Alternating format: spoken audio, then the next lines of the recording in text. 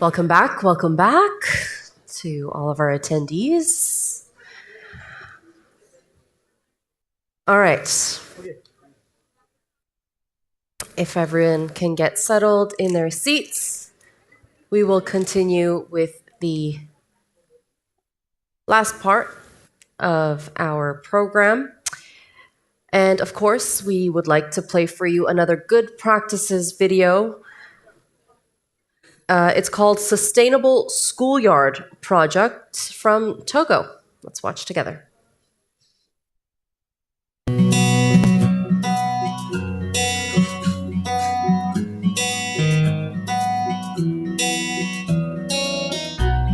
Filiz Kutluay ben. 4 yıl Mali Marif Okulu'nda. I'm Filiz Kutluay. I am working in the Togo schools as a preschool coordinator for 2 years.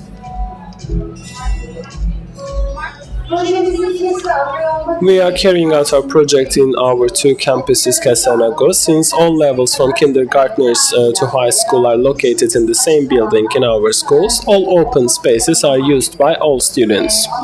We need new educational spaces so that our kindergarten children could benefit from more outdoor space and activities. We are not limited to the classrooms. First of all, the goal is to raise children's awareness and awareness of recycling, of course. That's why in our vegetable pallets we have been using ready to throw pallets more to form the learning areas. We have created planting areas in our garden. We have a separate class area for each of our classes. We have learning spaces that we can carry out our art activities. We have a free learning space that has a sandbox. Apart from this, we have created different areas to carry out individual and group work, and different learning areas where children can spend time according to their interests and needs. It's very important to ensure the sustainability of this garden as well as creating it. In order to achieve this, we have to created an open air clock to each of our spaces. The ordering is done by our teachers and our children. We collect the crops from our garden. Periodically we collect them with our children and we consume them all together.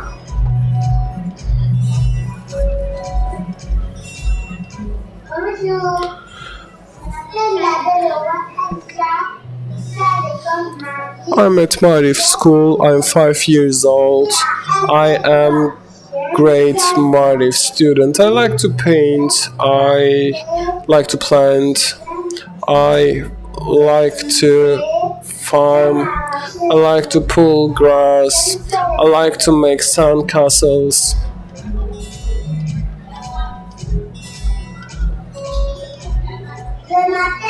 My name is Ibrahim Yunus. I'm 5 years old.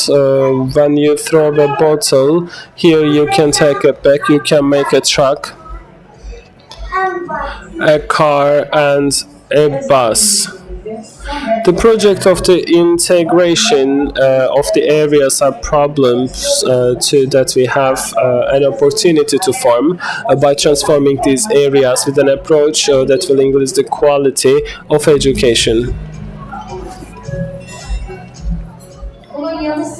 Apart from this, in order to increase the continuity of the educational project, we are basing our studies in IM learning standards. So a child in a place where we experiment and move a lot, we will better develop this know-how and skills in each area. I learned how to cultivate, how to plant, and how to write, how to water the plants, how to cultivate, how to pull grass, etc. I learned how to plant the carrots, the cabbages, the eggplants, and I learned how to make sandcastles. I enjoy all these activities we do and I learn a lot.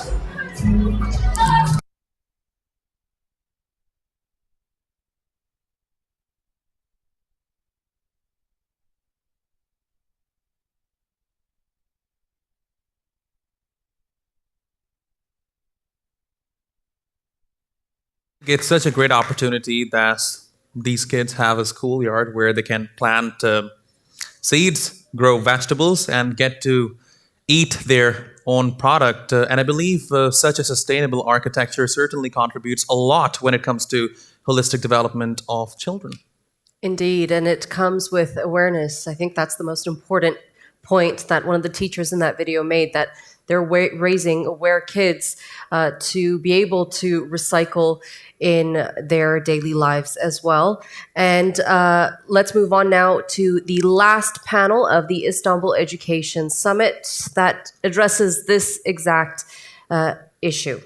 Indeed, and the modern approach to school architecture emphasizes flexible, technologically advanced spaces that promote collaborative learning and adapt to various teaching methods. In this session, the new architecture of schools and the instructive role of space, sustainable education systems in the time of crises, and responsive school climate and ecology will be discussed.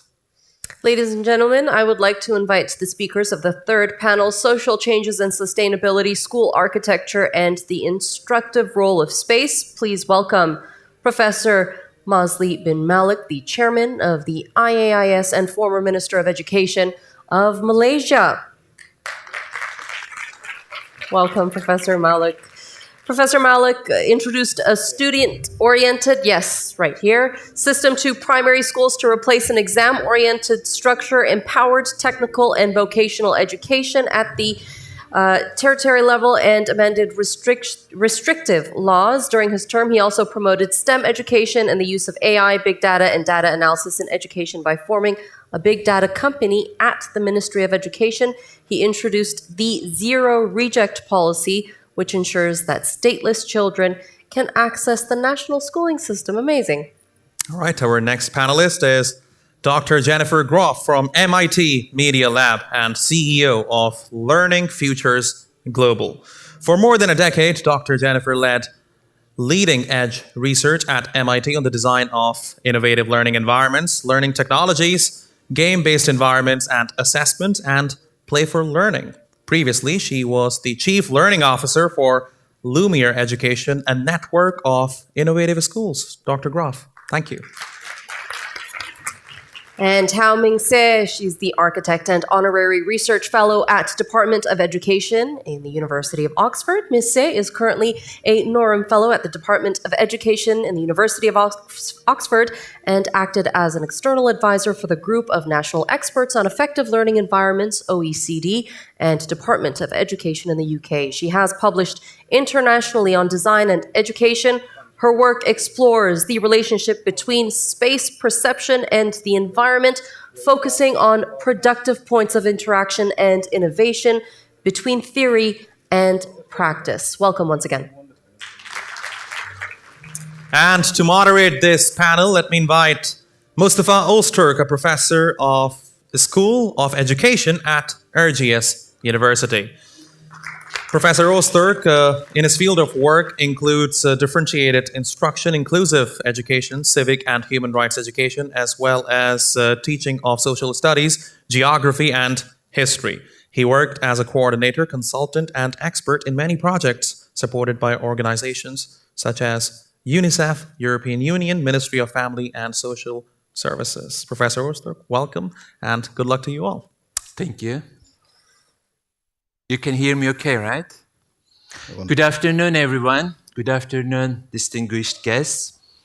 Welcome to the final discussion of the summit, where we will look at the critical impact of architecture and space in promoting a sustainable and innovative learning environments.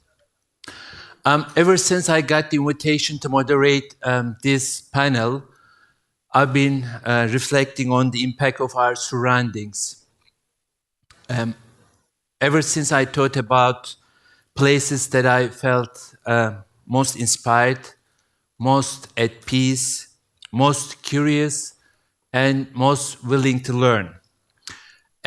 Naturally, then I started thinking about the school spaces, and a school where the very architecture not only nurtures sustainable and inclusive practices, but also cultivates a deep sense of community and curiosity among its students.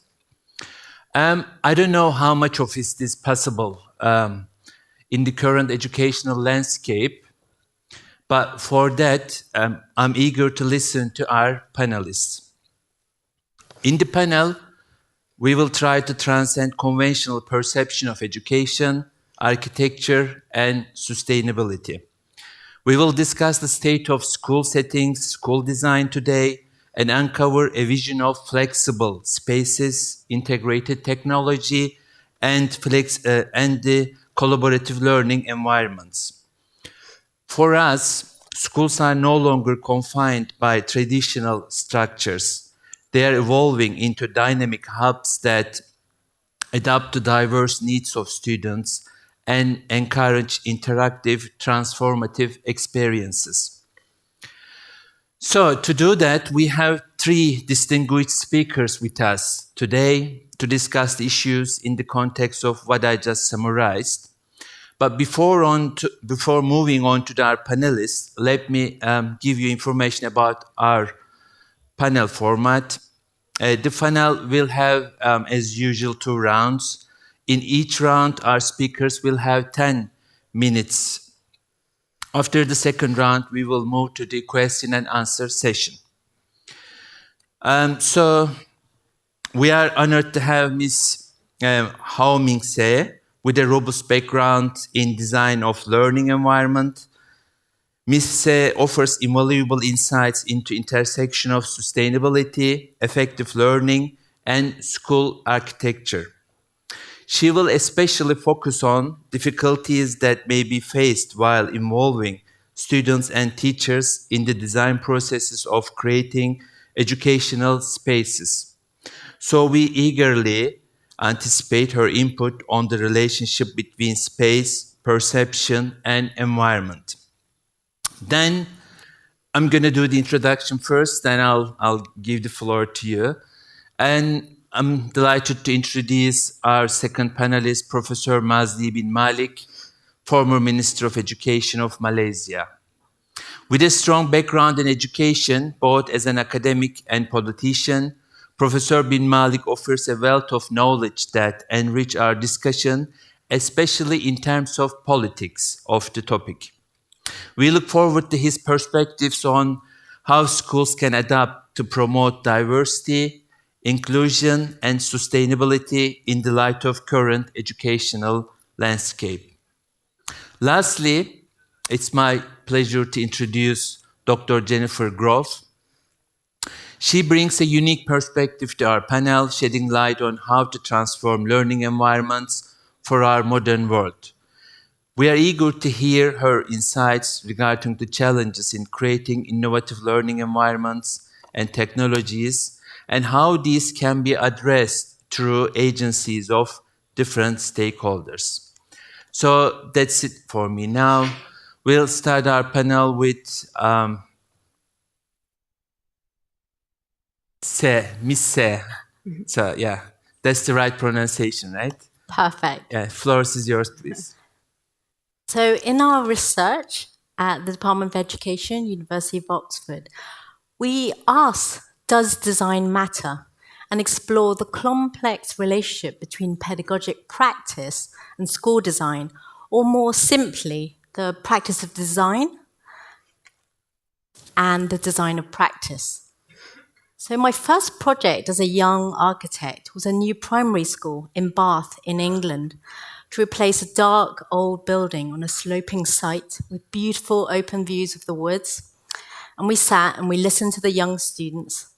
And slowly they told us that sometimes they felt a bit sad because their buildings were quite dark and it had high windows. So we designed many details, but what really mattered to them was that we designed these circular windows at child's height, from all the classrooms just for them. And I remember to this day, the day that the school opened, the kids were laughing and they ran from window to window because they could see the views all over. And the children giggled because we designed these small windows that linked one classroom to the next one so they can see their friends. I was really honored to be invited to join this panel today, but I was especially delighted that the Foundation wanted to highlight the role of space in education. For students and teachers, it is their special place where learning happens. So firstly, I want to talk about what does the research say? When you ask the question, what difficulties may be faced when involving students and teachers in the design process, policymakers most often say to us, well, students, teachers, head teachers, they change, they come and go.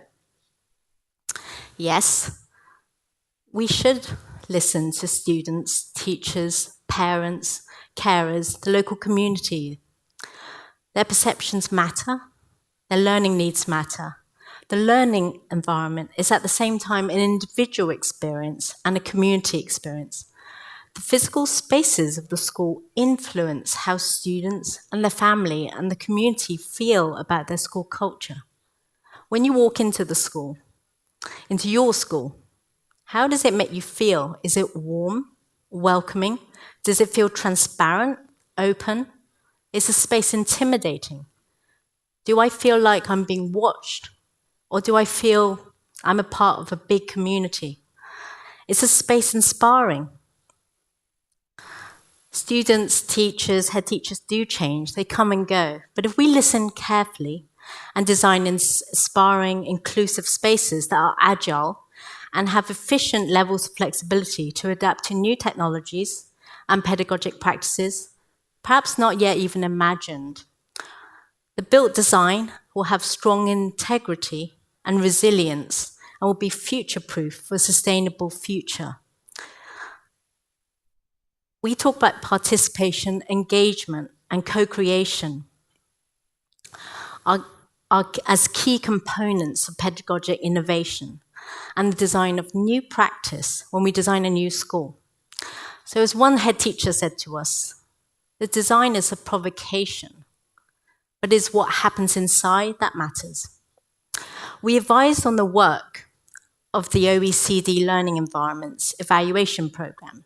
We supported their development of the Learning Environment School User Survey. The aims of that program, that survey, was to improve how learning environments can most efficiently support the pedagogies, the curriculum, assessment, organizational forms necessary to develop what they said, student capabilities for the 21st century. It is an evaluation tool to inform school leaders, researchers, designers, policymakers about how investment in learning environment can translate into improved education, health, social and well-being outcomes. Now, policymakers started by asking us, what type of school learning spaces can optimize attainment? Can there be even a relationship between school design and PISA? Our research reframed the question for them. If school design can promote community, a sense of belonging, and positive school culture, that resulting school environment will promote teacher and student engagement, pedagogic development, innovation, and academic performance may follow. UNESCO's current Happy Schools initiative echo the same concerns. They say today's education systems are under stress from many sources. Persistent learning crisis, widespread illiteracy, high rates of early school leaving, growing learning inequities, declining health and well-being. And there's a mismatch between education and employment. In our methodology, we centered the project in multidisciplinary thinking. We wanted to understand how students and teachers experience their spaces.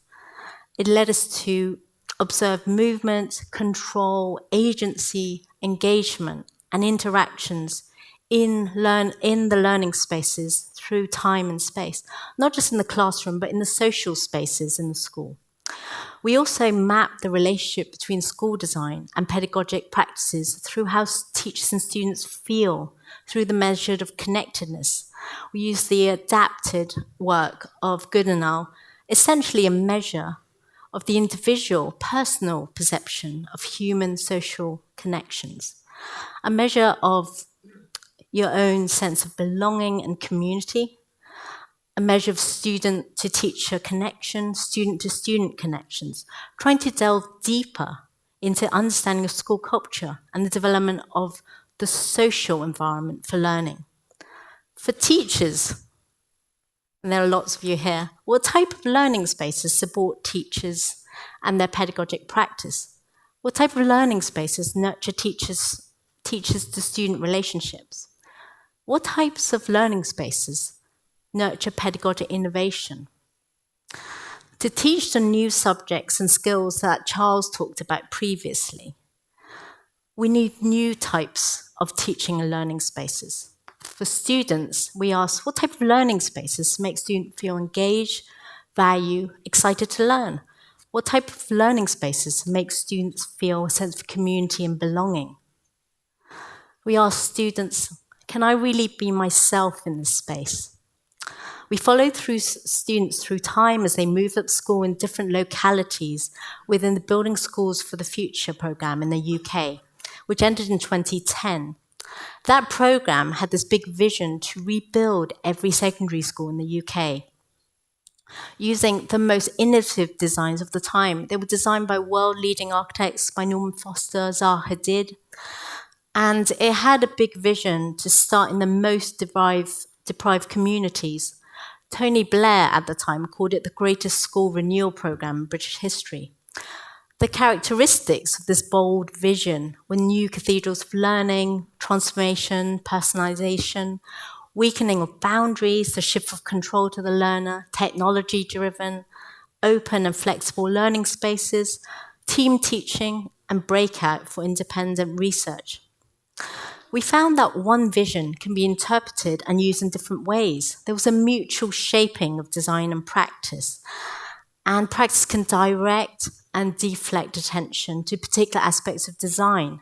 The lack of congruence where there's a conflict between design and practice, it can actually result in the space being not fit for purpose for the teachers and students there. As an architect, it hurts me to say this, but design alone cannot transform practice. But an alignment can actually promote pedagogic development and leads to cycles of innovation. And there's change through time, policy change, school leadership change. School design can be conceptualized as a tool. We talked a lot through all these panels about tools. I want to follow what the Minister of Bosnia and Herzegovina so eloquently talked about yesterday. The practice of design also starts with a dream and a vision to design a new school, a new type of practice, a new imagined future. The design of practice is full of complexity. You've got multiple stakeholders. You've got parents, carers, teachers, students, central government policy. In an ever-changing world, we do know that the vision, pedagogic practices, technology will change through time. So how do we build physical spaces that are permanent structures? How do we design spaces that are responsive and connect, nurture innovation and positive change? So I want to end by saying, inspired by what the Malaysian education minister said yesterday, I want to echo about promoting the voice of students and teachers. So to lead the change in education is to lead the world to listen deeply to our students and our teachers. According to the OECD, on average, students between the age of 7 and 14 spend over 7,000 hours in classrooms. As an architect and academic who have had the honor of sitting in the back of hundreds of classrooms, I want to say to teachers and students, you're in the crosshairs of this debate but you also do the hard work, and you deserve high quality spaces to do that work. Thank you. Thank you. Thank you. Thank you, Mingse. We are moving on to Professor Bin Malik. Okay. Yeah, please, floor. Okay, thank you, Professor Mustafa. Respected panelists, ladies and gentlemen. Bismillah ar-Rahman ar-Rahim. Assalamu alaikum and very good afternoon to everybody. It was a couple of years ago, we were talking about connectivity rather than talking about space when it comes to teaching and learning. But now we begin to talk again about space. But talking about space now is totally different from what before the pandemic, because we have been exposed to a new realm of space. We should question ourselves. When we talk about teaching and learning, about education, when we talk about space, is it only confined within the physical space, or should it be beyond the physical space? This is where I think we need to revisit where the role of virtual space should come in our post-pandemic, post-normal education. Yesterday, our Bashkan of Maharib Foundation did impose a question that was never been answered about gamification of education. And just a couple of minutes ago, we were listening to AI, the usage of AI in education. I still remember the post-pandemic period has pushed us beyond the conventional way to look into the physical space of education. Classroom is no longer the physical space that's being confined within the four walls of the conventional classroom. Schools shouldn't be defined of the building, which is surrounded by a fence, which is populated by teachers, students, and the officers. Schools should be viewed as the world itself. The world surrounding us, it's a borderless school that each, not only students, but also teachers should learn from them.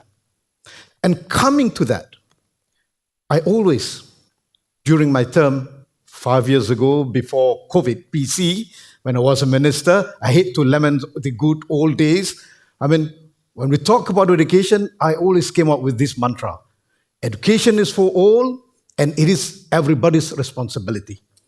When it comes to education, when it comes to space, it is limitless, it is borderless for teachers and for students alike, for teaching and learning, to learn. Not only students learning from the teachers, but also the teachers should also learn from the students. And both should learn from the surrounding, from the life. This is where we cannot work in silos anymore. You're talking about education, you're talking about teaching and learning. It's no longer about a teacher and a group of students or students within a classroom, but we should learn from all institutions, all agencies, the environment, the animals, the trees, and everything surrounding us. We cannot work in silos anymore. This is where I still remember when, during my term, it was brief then, but we were trying to expand the teaching process, the educational process, not only to be confined within schools or colleges or universities, but we work together with the municipalities. We work together with other government agencies. We work together with industries to make sure that our students get exposed to the real life. Still remember the picture that being shown to us? Was it Confucius or Lao Tzu saying that I remember, I forget. I read, I forget. But I do, I won't forget. So life experience is rather important. So this is where, before we continue talking about space and education, I think we should put in our mind few questions that are really pertinent and important. Number one, what is our final aim in education? Number two, what is the main purpose of teaching and learning? Number three, what are the products we want to produce out of our education system or from our schooling system. Number 4, what are the values that we believe in? And number 5, this is rather pertinent.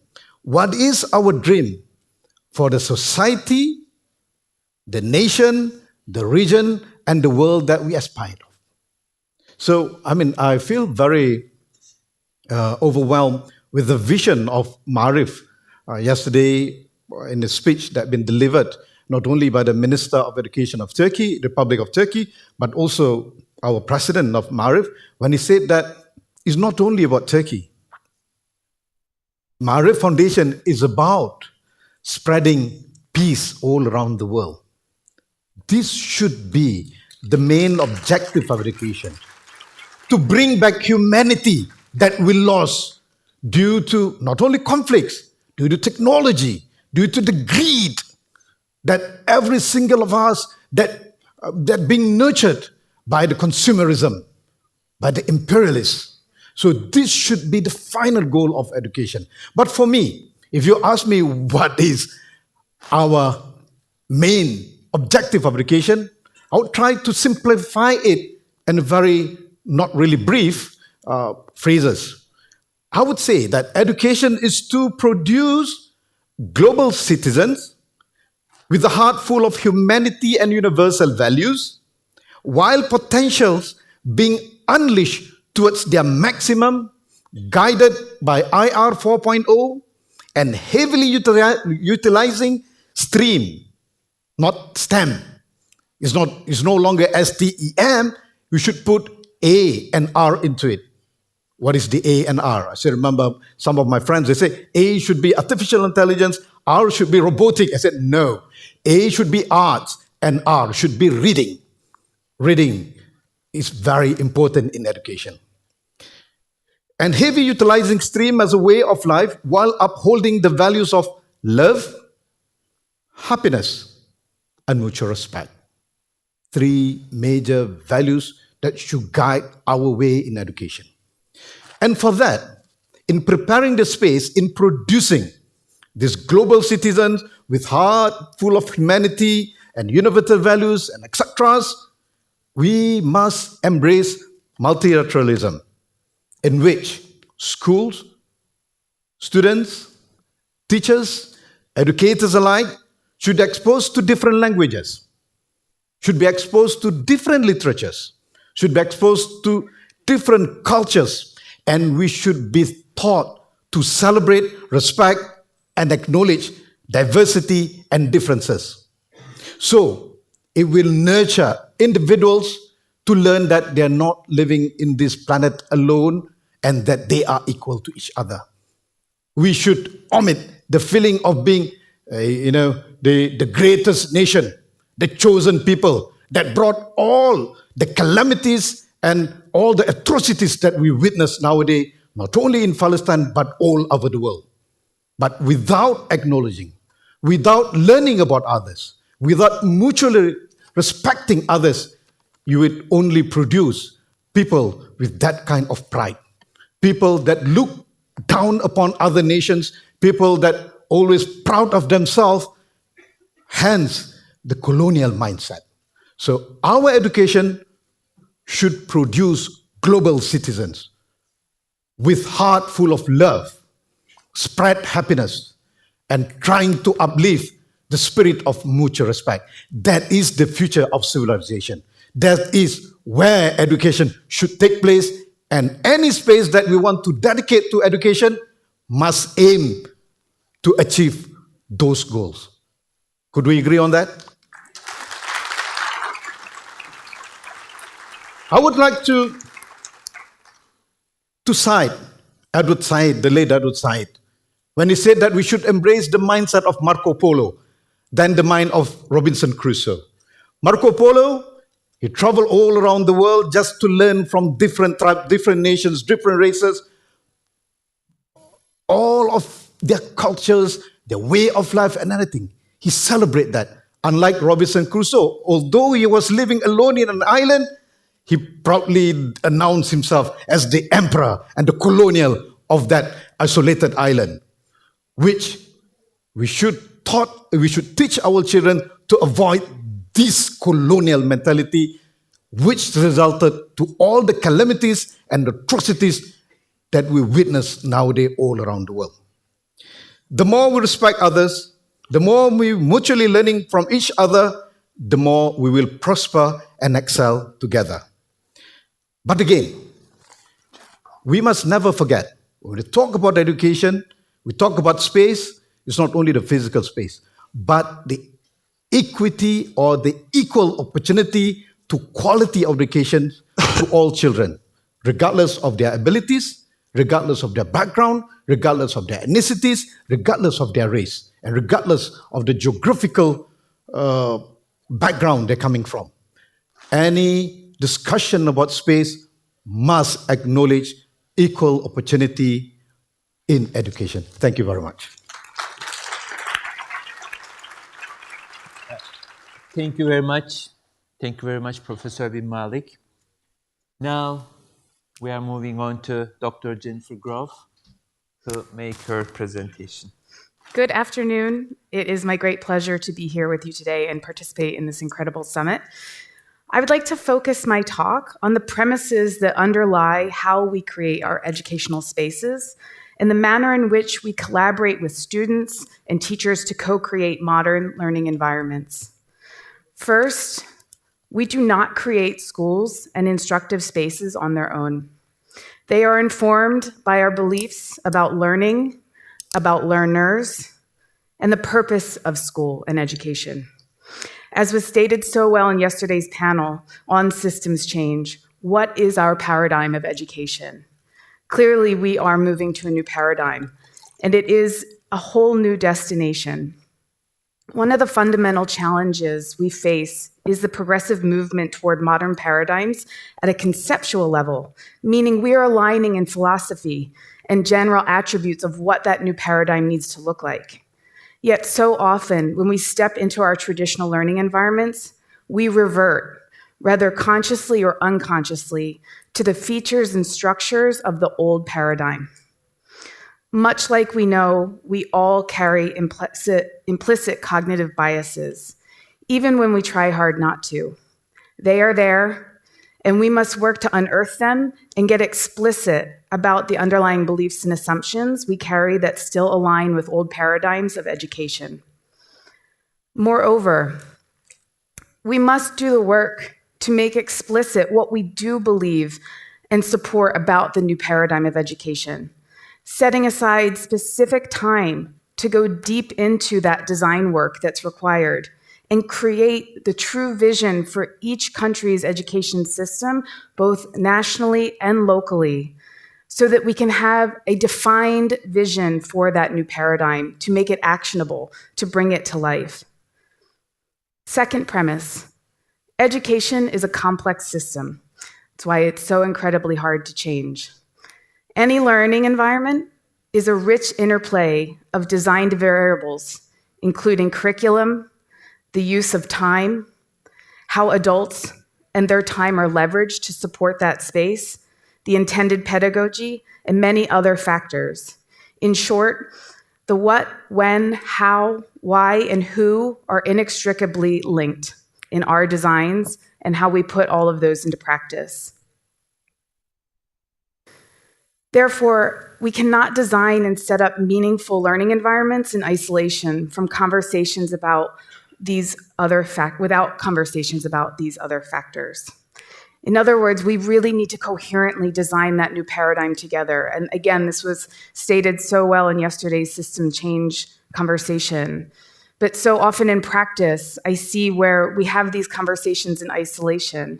We need to be able to go deep in curriculum and assessment design, but then we also need to do the work to bring these pieces together into a coherent whole and how we're going to bring that to life. Many of these elements are changing, which has been discussed at length in this summit. The conceptualization and implementation of these elements is changing, many in considerably different ways. Curriculum is looking different. The use of technology is looking different. Available assessments that are much more formative, instructive, adaptive, and responsive are looking different. So what is the type of learning experiences that we want to create? What do they look like? What is our belief about how people learn? Our collective philosophy of learning directly impacts how we design the rest of the system. The research shows that the redesign of physical environments is not necessarily required to support modern pedagogies such as inquiry-based and project-based learning. And more specifically, that the lack of access to modern environments and architecture should not prohibit schools and learning environments from pursuing those pedagogies and methodologies.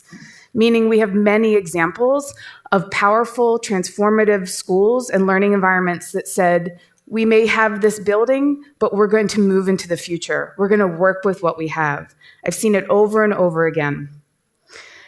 At the same time, we also know that more open, flexible, and adaptive environments can be richly supportive of these new ways of teaching and learning and supporting learners over time. So we know that structure creates function, and our environments influence and feed back to us different ways of working and interacting. And while I've seen many progressive schools, again, successfully and meaningfully transition into the new paradigm, still in these old building structures, we know that new, more meaningful, flexible, rich environments can support them on this journey. But it was so well noted by my colleague here just a minute ago, we are also moving into a time where the idea of the physical space is changing. Meaning the physical is no longer where we are in person, but also where we are digitally. Learning can be happening everywhere. We also know that the physical structure of spaces can really support or inhibit innovation in schools. So how students move about their day can often be impacted by the structure of the space.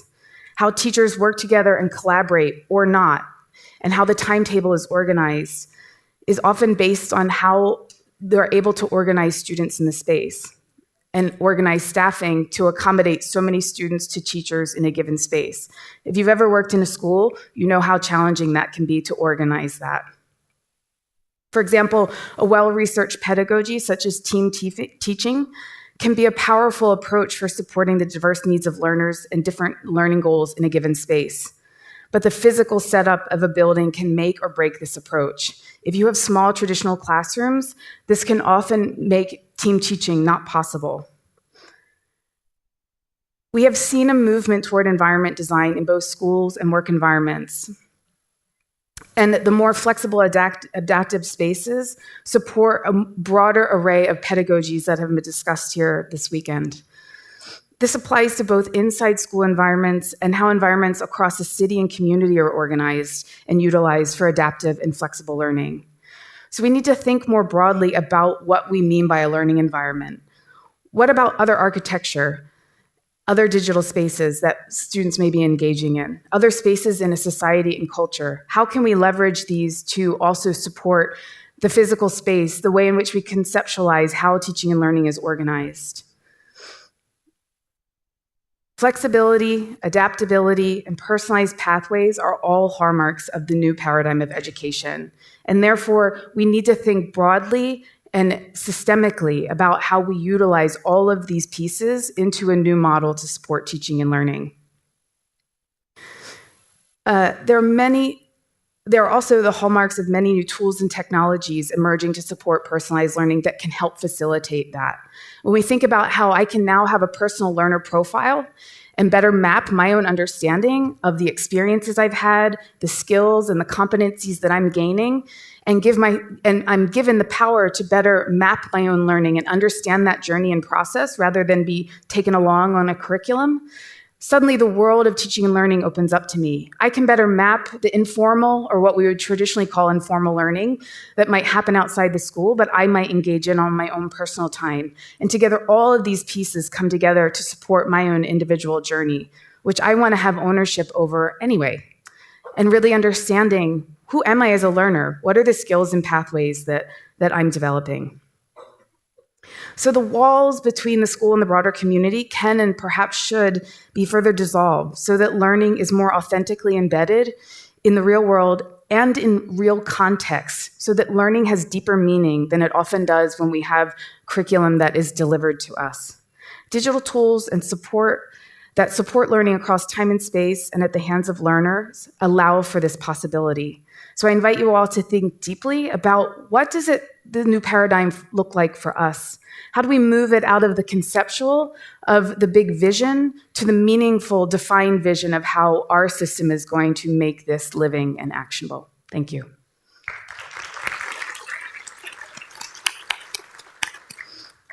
I would like to thank you, thank Jennifer Grove, Dr. Grove, for her contribution.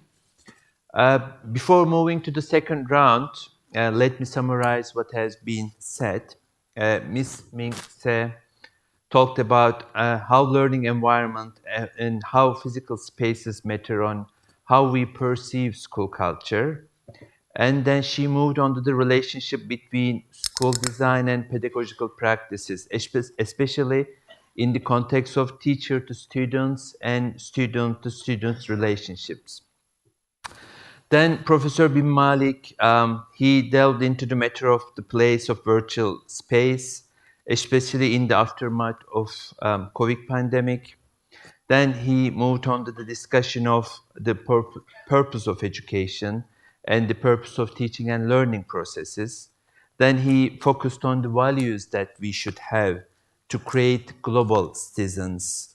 And he stressed the need for educating our children to develop their skills of mutual respect. Finally, Dr. Grove, she stressed, she talked about mainly the new paradigm of the education and the need to be aware of the implicit biases we have because of the traditional way of looking at things and because of the old paradigms. Probably our vision is somehow deteriorated. So she stressed that need to be aware of our biases. She also mentioned the fact that we need to collaborate building up the new paradigms. So that was the kind of notes that I took from the first round. So we are moving into the second round. And we can start with Ms. Ming-Se again, please. Yeah, I wanted to expand on what the two speakers have already talked about in terms of how COVID-19 has changed our perception on the instructive role of space. So our research team shifted during COVID-19 from teaching and learning in the physical space to teaching and learning in the digital space and then in the hybrid space. We listened and we explored teacher and student perceptions of the digital and hybrid pedagogy at this very uncertain time. And during the height of COVID-19, everyone in this room will remember experiencing the silence, the isolation, and then the global rapid shift to virtual learning in synchronous and asynchronous environments. Now, the technological and pedagogic challenges of learning the new practices of new virtual learning spaces for teachers and students were heightened by digital inequity in infrastructures and skills for teachers and learners, as well as learning to develop inclusive pedagogies in hybrid and virtual spaces. Teachers also struggle with digital ethics and new ethics of care in the digital classroom. We were all learning at the same time.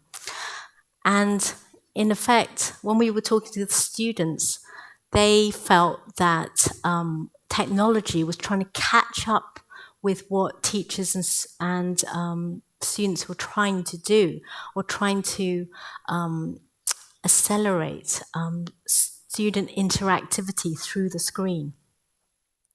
In parallel, the challenge of a substantial mental health burden on children in lockdown and social isolation has significant negative effects on social environments of our school culture and social interactions between students and their teachers. Students reported feeling more anxious, depressed, fatigued, distress, disengagement than prior to the pandemic. Current research indicates the importance of considering social contact interactions as we move. We're back in space, but actually we're still dealing with this heightened level of anxiety.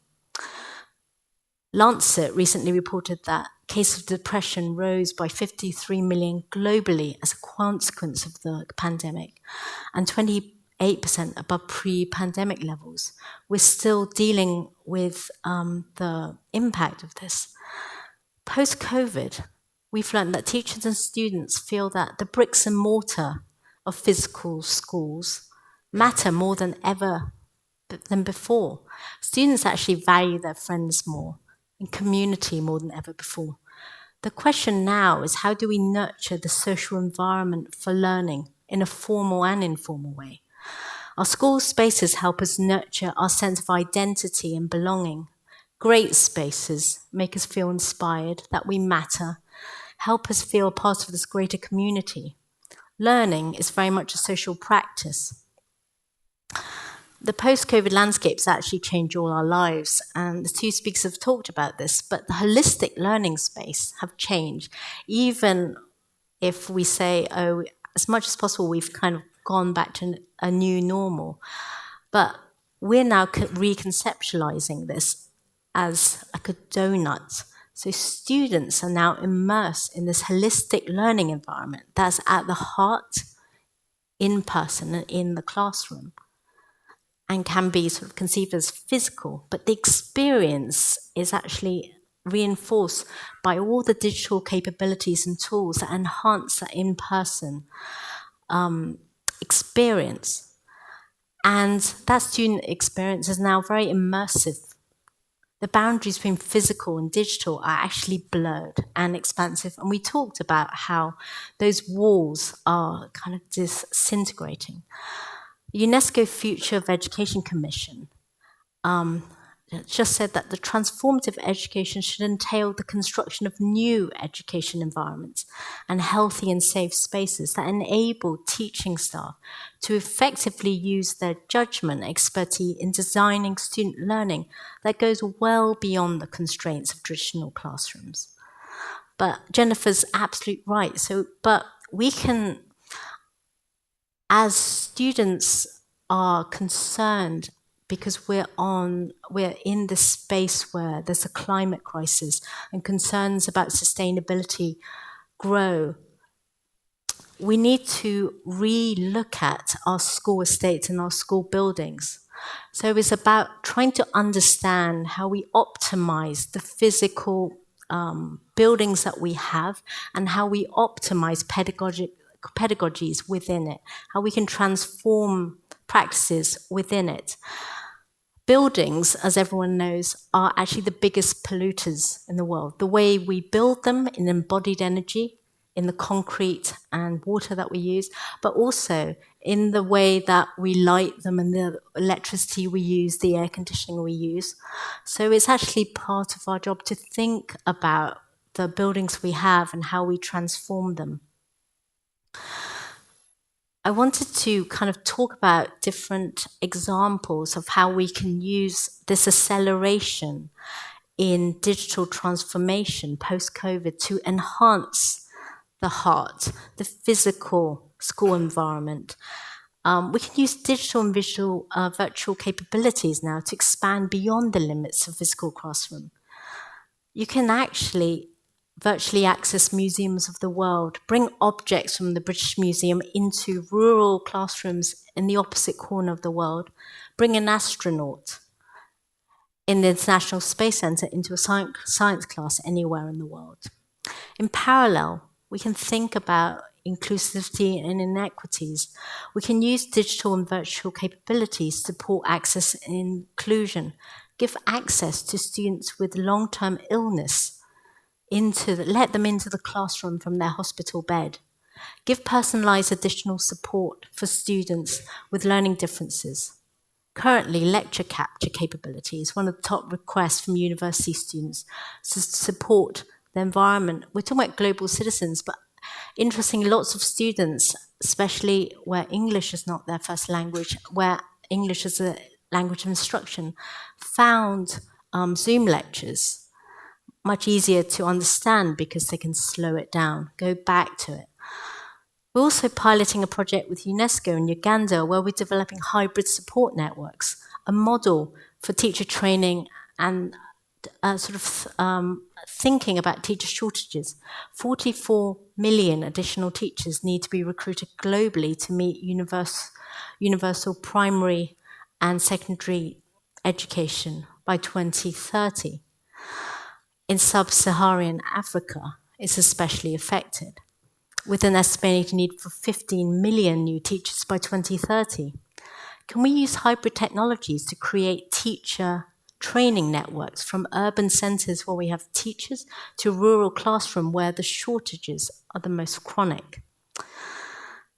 In summary, I'm often asked, what do the schools of the future look like? Well, I say, what do teachers and students want them to be? I would say that research points to school buildings should nurture the social practice of learning, flexible spaces to learn, to talk, to laugh, and just be together. Because, as we've talked about in all these panels, critical thinking, creativity is much more than beyond content. This morning's panel discussed the importance of student-to-student learning. How do we design school space to allow that to happen? Active collaborative learning requires different spaces to traditional classrooms. But we can talk about outdoor spaces. We talked about learning in the world and bringing the world into the classroom. I think teachers can be great role models if we teach teachers to collaborate, creativity and team working as models of the contemporary workplace. I say often that as an architect, I cannot build a school on my own. I need engineers, carpenters, builders, craftsmen. And so it's a multidisciplinary collaborative process. I'm adding an M to your STEM. In some cultures, music is embedded as a part of the core curriculum. Learning to play in an orchestra, sing in a chorus, or group drumming, it actually teaches the art of collaboration. You have to listen deeply to players next to you and harmonize with groups, make music together. The music vibrate in the space between the players. This skill is a great example of learning through collaboration and teamwork that gives students the interdisciplinary collaborative soft skills for problem solving that we need in the global workplace, and especially where we're in a world with so much conflict and distress right now. Thank you.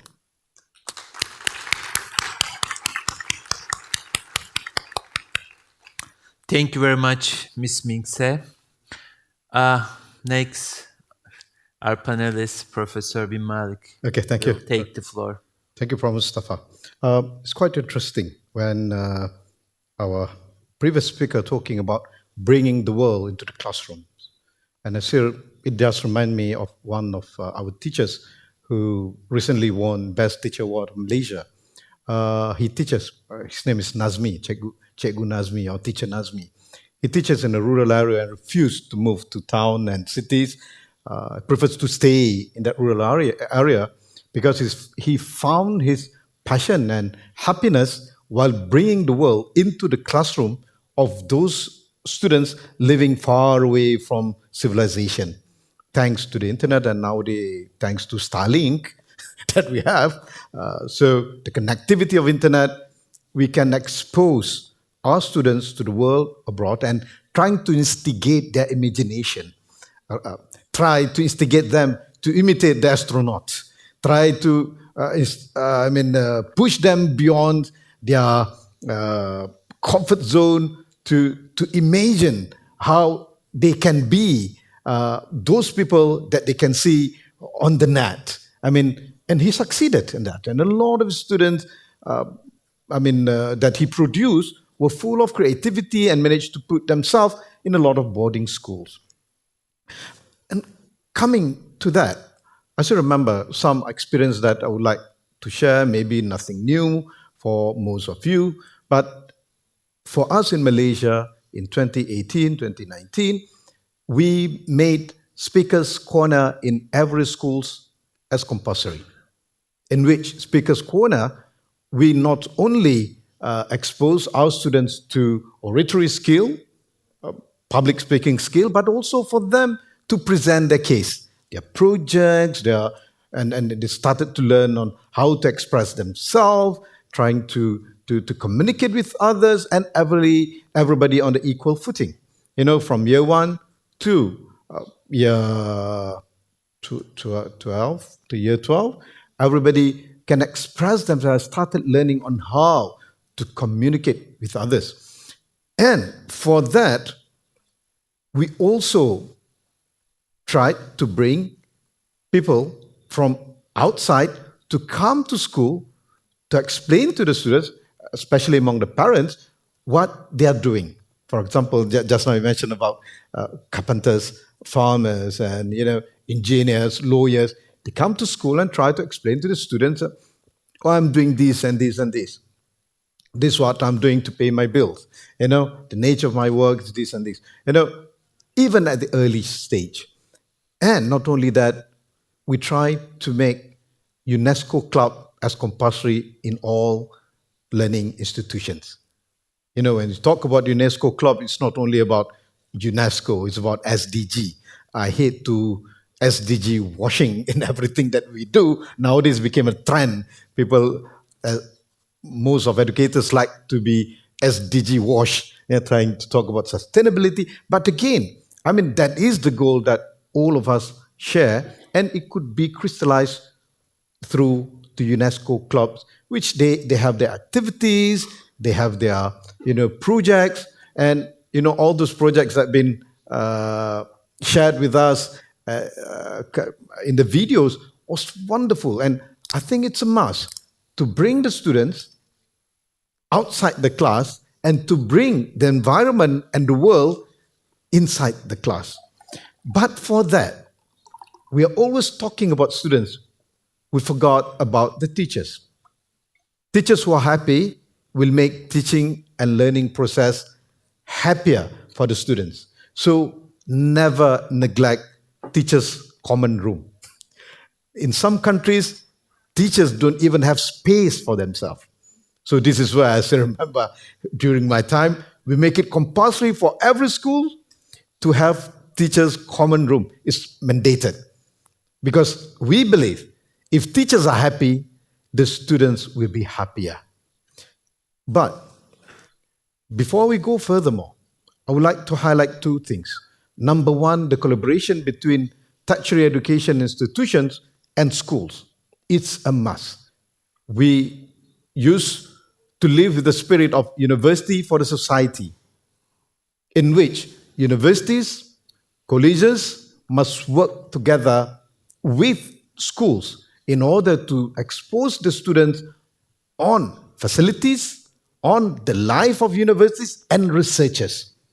Trust me, our students will get matured fastly if we get them connected with tertiary educations. This is all about physical things. What about virtual things? So remember, we tried to make a joint venture with Roblox company. Roblox game? In which we know that, I'm not sure about other countries, but in Malaysia, we have this issue of mismatch of career. Students studying something in their college life ended up working in something else, in different specialization. Why? Because we never make full use of AI, we never make full use of machine learning, big data, in order to understand where is the potential of the students before they choose their programs in their tertiary level. So what we did then, we tried to gather all the data, all the information of the students since preschooling until their final grade at a high school. And from there, they'll be guided by AI, they'll be guided by machine learning, they'll be guided by deep analytics on which professions suitable with them. And we were initiating on how to make full use of games like Roblox and others and their virtual avatar and their virtual life to understand their psychometric. Each time they play games, each time they choose, each time they make decisions, the machines, the AI, will help us to understand the psychometric, the psychology, and also the pattern of the potentials of every student. That will benefit not only the schools, but also the nation. In order to avoid mismatch, and also we can communicate with the industry to provide them with skillful, let me say, skillful workers or skillful talents that's suitable in order to push the agenda of the nation forward through industries. So this is where we initiated big data committee in Minister of Education, but then the change of governments then, and they just abandoned that project. And now with the new government, with our new Minister of Education, I hope she will continue what we have started then. And most importantly, talking about IR 4.0, or I would say IR 5.0, we should introduce TVET at the very earliest level, even at the primary level. Just now we were talking about introducing engineering to students at the younger age. Trust me, certain toys, certain, let me say, I would say people normally looking at Lego, toys, but I'm more interested in Fischertechnik that been used by our German friends. I know some of you have exposure of Germany.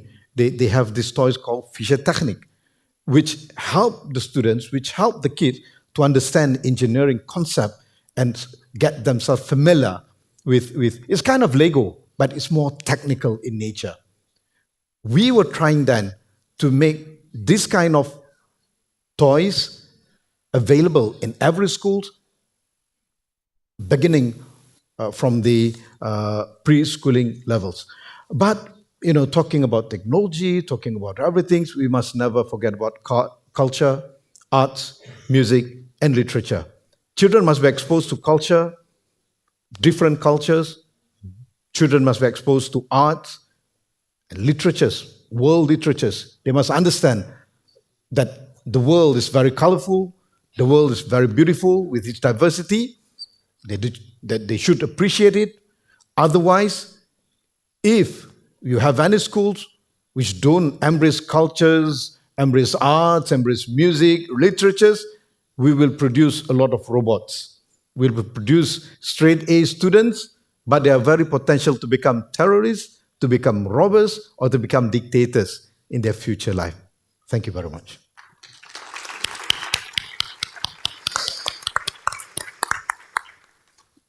Thank you, Professor bin Malik.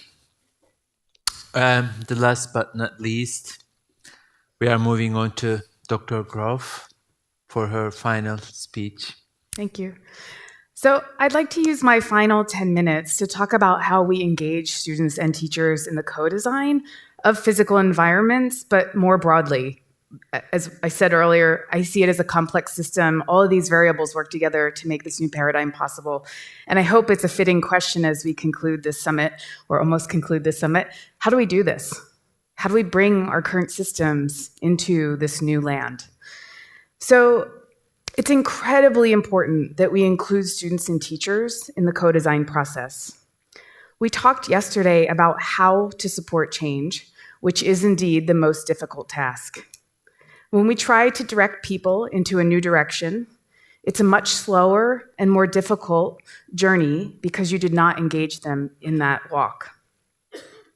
So some of the biggest difficulties can be the traditional ways we have or have not supported students and teachers to be participatory, collaborative, co-designers in the environments that they go to every day. Much of this difficulty can be because we consciously and unconsciously don't support and engage them in the work. We decide what it needs to be and then guide them to do it or ask them to do it, rather than asking them to participate with us in creating that final destination. When properly supported and put in empowering structures to really do co-design work, they can be powerful partners to help bring us to this new destination. Thankfully, there are many examples that are long-standing and well-researched examples of what these schools can look like, of what these systems of education can look like. And they've been doing this for decades, and it's really wonderful resource for the rest of us to be able to see, what does this look like in practice? How do they do this? And in many of those models, at the heart of it is agency for the learners, agency for the teachers, and co-ownership of the learning environment. There's one model in particular, which was referenced earlier, Lumiere. It's a network of schools I used to work for, and I studied them first as a researcher. They were one of my favorite examples and one of the most powerful from a learning sciences perspective of what an innovative model can look like. And by far, there's many wonderful, innovative things about that school model, but the most powerful is that the learners participate at least once a week in an event called Circle, where they get together and talk about, how is this school doing? How are we doing? Do we like how it's organized? Do we want to make changes? Do you want to pass new ways that we decide we're going to structure our project-based learning? And consistently, whenever I would visit these schools, I would see kids 7, 8, 9 years old say in these circles, not only things about how the school is run and managed, but say things like, I'm starting to get worried about Tim, who's 9. I've noticed he's not as engaged. I'm really concerned about how he is. How are you doing, Tim? Can we have a talk about that? It's the most engaged, heart-centered, and community-based schools I've ever seen. It's incredible. So no matter how significant or difficult it may feel, and I often see in schools to do transformation work, the real challenge for us is to support them in doing structured innovation. How do we help them to intentionally walk the pathway to the new model? Again, we have lots of great examples from other industries. Innovation, transformation, long studied and innovated, built by other industries. We have lots of great models and tools and examples of what that can look like as organizations make transformations. And so our work is to help bring some of those practices into schools, but most importantly, intentionally support them in a structured manner to get to that new destination. And very often in schools, I see that's the missing piece. Thankfully, in the last decade or so, the conversation about innovation in education has been significant. We've seen a lot of discussion and a lot of movement on schools bringing innovation practices into their environments. But usually that missing piece is moving it from practices we do to structured work, where they use it to get to a new model of teaching and learning. And so I want to talk about ways in which you might be able to support schools in doing that. For I guess over 20 years now, we've been doing that work with schools. And during the pandemic, believe it or not, we actually worked with the Qatar Foundation, their research group WISE, if you might know them, to build an innovation hub model for their network of schools in Doha. And so while we often support individual schools to innovate, to try new practices, new pedagogies, new digital tools, and then those structured feedback cycles, what worked about that? What didn't work so well? How might I tweak it next time? How are we going to work together to move this in a new direction? We built a hub of resources that supported all of those schools doing that work. And so often schools have to innovate alone. They have to work by themselves to find this pathway and find researchers or innovators to come in and work with them. But when you build a centralized hub of experts and people who understand what this new model of teaching and learning looks like, they've seen it, they've visited other schools, they know the technologies well that can help make that possible, and you create that as a centralized resource that supports many schools in a network, you're providing rich resources and supports that those schools need and have to find on their own often. But more importantly, you're creating knowledge flows. You're creating ways in which a whole network of schools can better share practice, better share innovations that are locally contextualized. Oh, the school down the street did that? Sometimes that's an easier change or innovation to adopt than learning about one in another context or country. So I really want to encourage thinking about how you can support schools in building their innovation capacity. How can you engage teachers and learners in that journey?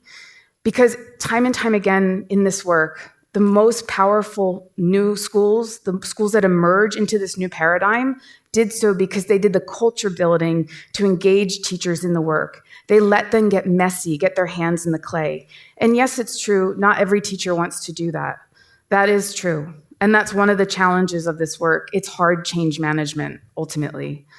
But at the same time, what I also see time and time again is when you really engage them and give them voice and co-design capacity, you engage them tremendously. Now they care a lot. Now they're all in. Now they're invested. And for learners, I just want to make a strong plug for agency. This is a piece of agency. This is a part of them having control and say over their learning environment. Not only the way it's organized, but I want to make a plug for agency at the core of this model that we're talking about, because it isn't always implied or isn't always in practice. And for me, that is the foundation in which all the other things we talked about over the last 2 days sits.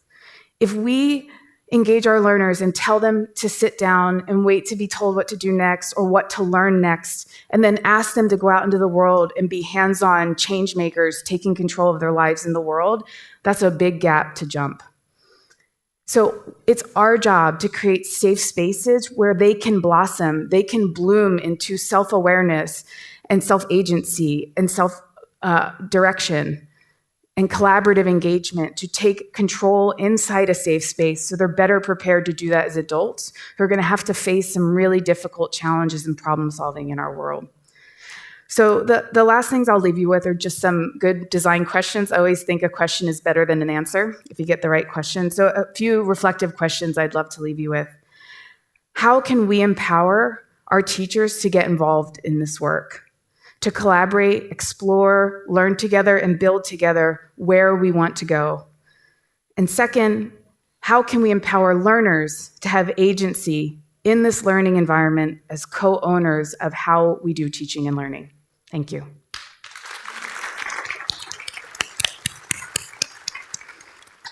Thank you, Dr. Grove.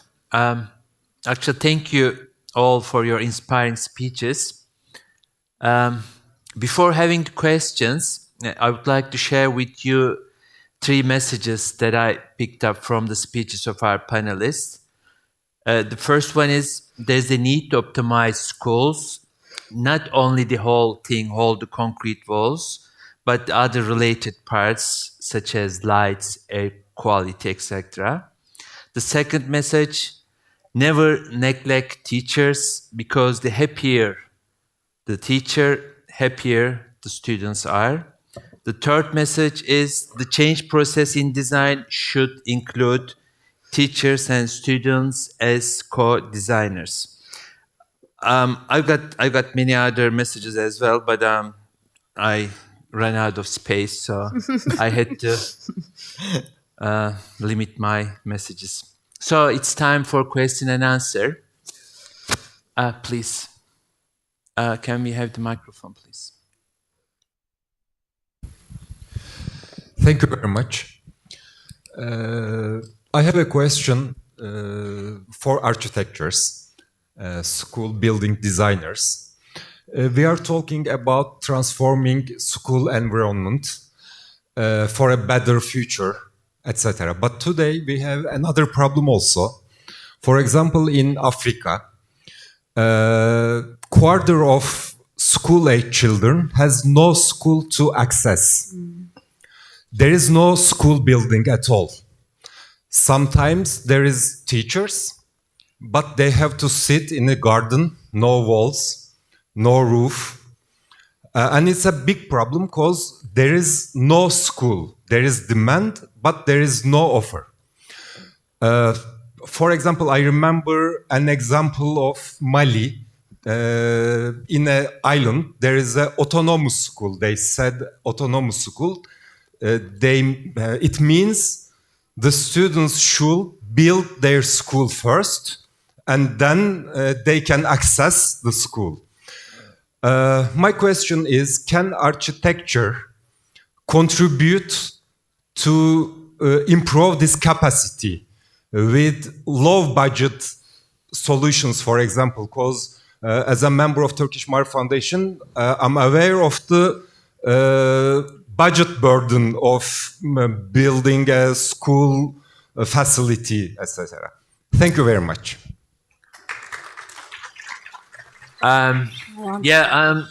Do you direct your question any of our panelists or anyone? Actually, you can. Yeah, shall I? Yeah, I think you are. Yeah. Right. Go ahead. We can. Yeah, boy. I have a really good example, actually. So the European Skills Foundation actually just announced the Green Skills Award 2023. And 3 of the top projects were self-build projects. So one of the examples is in Morocco, where architects worked with the community on pro bono social transformation, social justice type work, where they transformed a garbage dump, and they did rehabilitation of they cleaned up the land, and they actually taught the local community how to make clay bricks, and they reinvented and restored local crafts of clay making that have been lost. And through that, they've built a horticultural school. And so through that, not only does the local community have a school to teach workers, but they also are growing, they are now becoming a community hub for growing food and just understanding what a sustainable future is. And they're actually teaching other villages around them how to make these clay blocks to build new structures. So that's a really good example of how architects can support the type of work we need to do to increase access to education. I'll just add to that, again, reconceptualizing what we even think of as spaces. So the great work of English researcher Sugata Mitra, many of you I'm sure know, put a computer in a hole in a wall in India and left it there for 3 months and just observed what happened. And what happened was dozens of kids taught each other a whole bunch of stuff without any adults.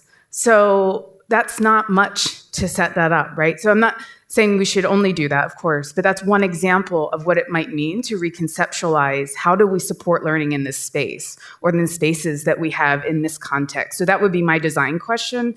And then using tools like human-centered design, IDEO's work, they put out lots of great resources on this if you're not familiar but interested in figuring that out. That's what those tools are great at. For this context and these people, what will work well here? So that's just one example that comes to mind. Thank you. Okay. Let's. Then we will go down there. Okay. Let me first of all begin by appreciating your efforts, your expertise in this particular sector, the social changes and sustainability, as well as that of school architecture and the instructive tools for spacing in schools are quite commendable. Now, your discussions has really shed more lights towards creating a sustainable and inclusive learning environment that will certainly promote positive social changes. For me, Professor Ibn bin Malik really has touched my way of thinking. I come from a state where insurgency has really affected the entire sector, ranging from the social changes to school architecture. I come from a state in northern Nigeria, Borno State, where as way back as 2009, I'm sure this hall will be a living witness, where the insurgency erupted, a lot of our own activities, especially towards education. Today, our people are displaced. Communities were displaced. Families were separated. Lives lost. Infrastructures destroyed. Teachers were also displaced. The entire learning sector has been in comatose. Here we are today talking about leading change in education. My coming here could not be a coincidence.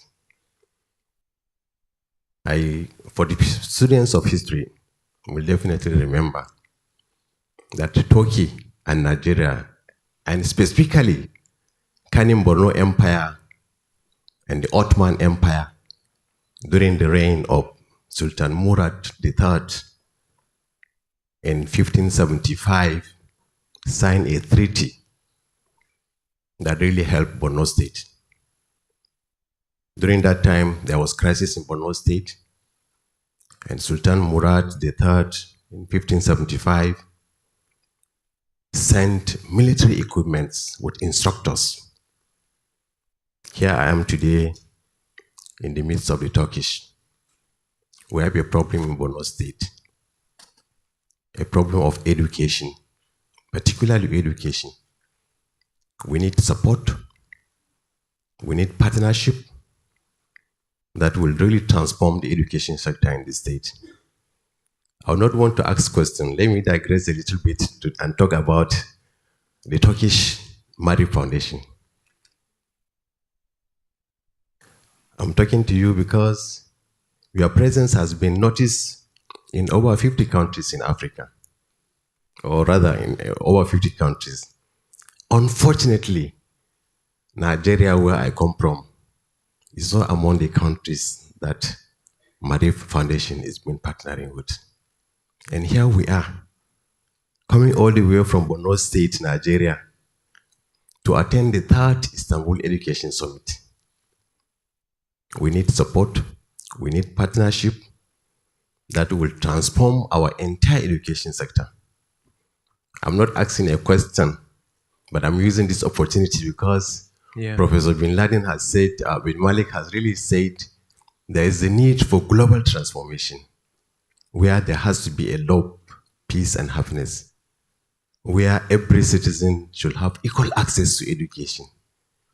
If we must have that equal access to education, we need your support, we need your collaboration, and indeed, we need, strengthen our institutional capacities by providing knowledge sharing, capacity building, and indeed a lot more in terms of providing learning activities to our school. Thank you.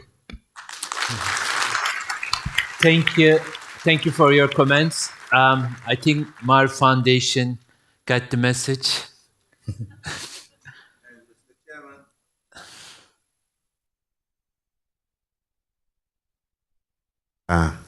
Dr. Muhammad Idris. I am the Honorable Commissioner Ministry for Basic and Secondary Education. I am also from Nigeria. I want to follow suit and appreciate what Ma'arif Foundation are doing for the betterment of humanity. I also want to attest to the fact that very soon there is going to be a collaboration between Ma'arif and my state, and Borno State is a neighboring state. When Professor Muhammad decide to visit us somewhere around January next year, inshallah, I will endeavor to take him to Borno State. Inshallah. My own is actually a question. I want to believe that the former minister of the Malaysian Ministry of Education has made very, very important and cogent and verifiable submissions. But I look at him as very, very ambitious, very, very ambitious. That in education, while we appreciate the universality of education, we have to believe with that there is need for us also to be cautious. When we open, let me start with a question to Ma'arif. Sometimes the topic we are given are so porous and are so wide that probably the lecturers may not give the topic the type of attention it deserves. When you are talking about space in school, school is a general term. What type of school do you mean? Do you mean formal school, informal school? Do you mean the kindergarten? Do you mean the secondary school? Do you mean the university? Most of the submissions being made here are actually not applicable to the secondary and kindergarten. So sometimes we actually have to be very, very specific. So I want to say that when you say that schools should no longer mean, a space that is accommodating classes, a school should mean the whole world. That will also take us into a very serious danger of copying whatever that comes from people that are to a large extent sometimes against our core value and against those cultures that we hold so dear and near to our heart. Now in Nigeria, you see books that are coming, they are alien to our cultures and they don't have regard for our values. Do you say we open all the space for every Dick and Harry to give out the type of education he wants to give us without the guidance of a teacher? And at what level shall we open up the space so that we take whatever? Imam Shafi'i was reported to have said that learning will not take place without a serious guidance of a teacher. And that also learning should respect the intellectual stage, the mental age. In education, we have mental and chronological age. Mental age should be respected. What type of education do I give my child at the age of 7? And what type of education do I give him at the age of adolescence? And what type of education do I give him at the age of adulthood? So are you now saying that we should open all our school to the whole world and garbage in, garbage out, we allow our children to take? Will that not take us into the problem of school students now that have opened the space to learn whatever, now taking gun and killing their brothers? Don't you think that this type of ambitious education would rather be very dangerous? Thank you very much. Thank you. Professor Bin Malik, would you like to say something? Yeah, or please. Okay. Okay, thank you thank you to Doctor for asking. When I talk about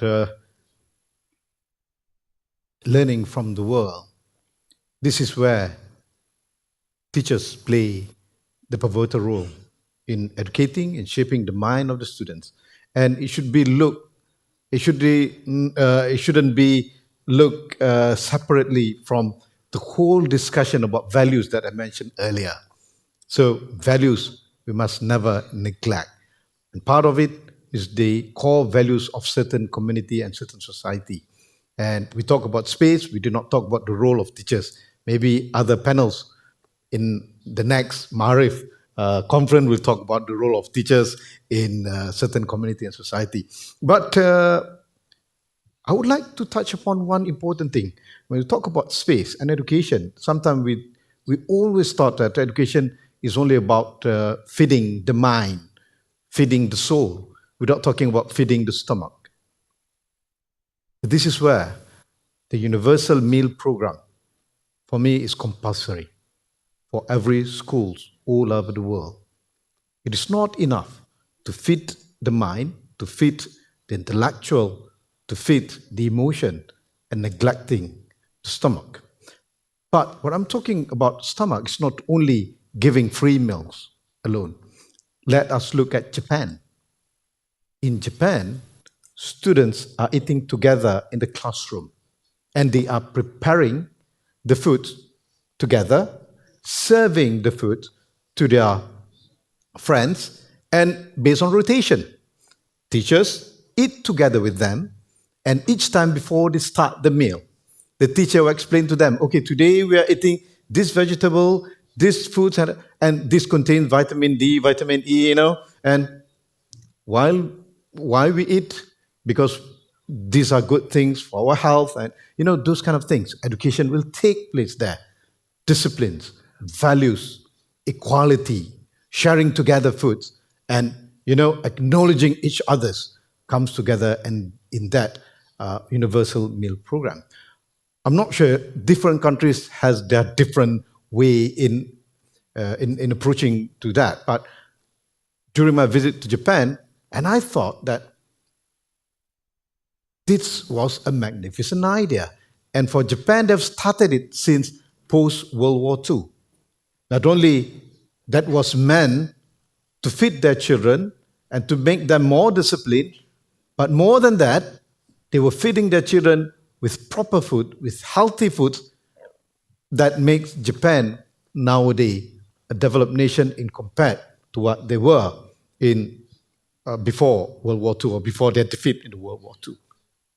In Malaysia, we tried to do that in 2020, but with the change of government, COVID came and whatnot, and we did not continue. And the current government, due to the economic situation, we couldn't continue with that. But for Ma'arif schools, maybe you already have that, but if you don't, you're not having that yet, you can implement that post-NEA. You can start with that, or maybe you already have that. But for other countries, I think the universal meal program, it's a must. When it comes to education, education is not only about feeding the mind and the soul and intellectual, but also feeding the stomach. Thank you. Thank you. Thank you, Professor Vimal. I saw two hands up there in the, earlier, please. We are running out of time, but yeah.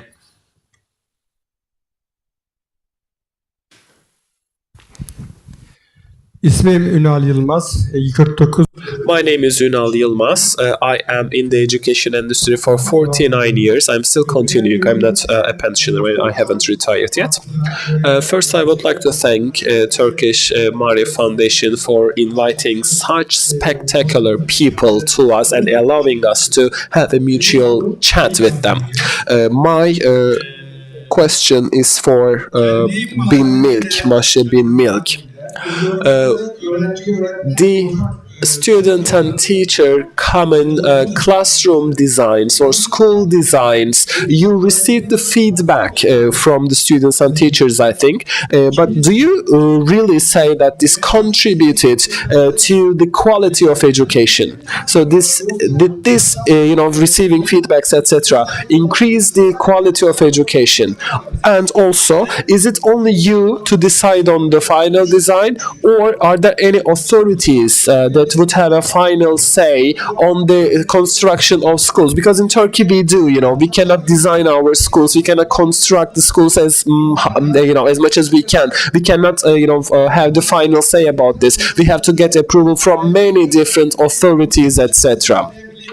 And also, we don't have many, space for the school design, for the gardens, schoolyards, etc. Do you have that in your country? Professor Bin Maliye'ydi değil mi? It was directed to you. Do you mind? Okay, sorry. You didn't hear it, right? It was in Turkish. I didn't follow it.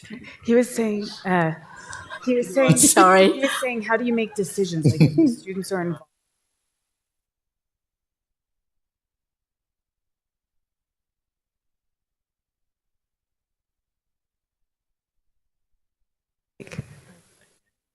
Try again.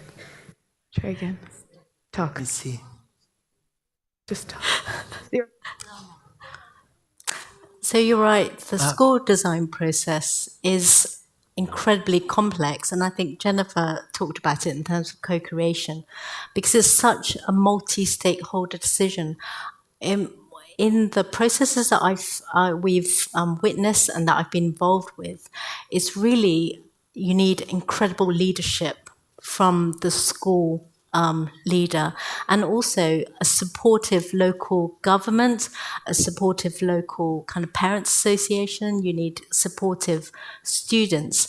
And we do a series of workshops where you do a number of exercises where you come to a communal, collective solution. And, we talked about skills for 21st century skills for our students. Engineering is problem solving. Architecture is problem solving. education in many ways is problem solving. So actually what we found in schools where we co-create or we do a heavy, intense period of co-participation and kind of thinking about the school culture and the school buildings. Students learn so much from that. It's a process of collaboration, and it actually helps culture change. And Jennifer talked about how hard it is to actually do change. But I think if you take people with you, you're sort of winning half the battle already. Can I add something? Okay, sure. Just quickly, because you asked about engagement and performance, student performance. So when students are engaged in anything in their lives, particularly where they go and spend all their time most days of the week, we see engagement go up significantly. And in learning sciences, educational research for a long time, that's been one of the hardest challenges to grapple with, is how do you increase engagement in the learning environment in school? In many schools, that's the biggest issue because they drop out then, right? So as soon as you give voice and power, we always see school performance go up because they're much more engaged in their experience, in their learning. So. Sorry, can you hear me? The OECD schools survey is actually accessible to everyone, and it has a school connectedness measure in there. And that's what we talk about.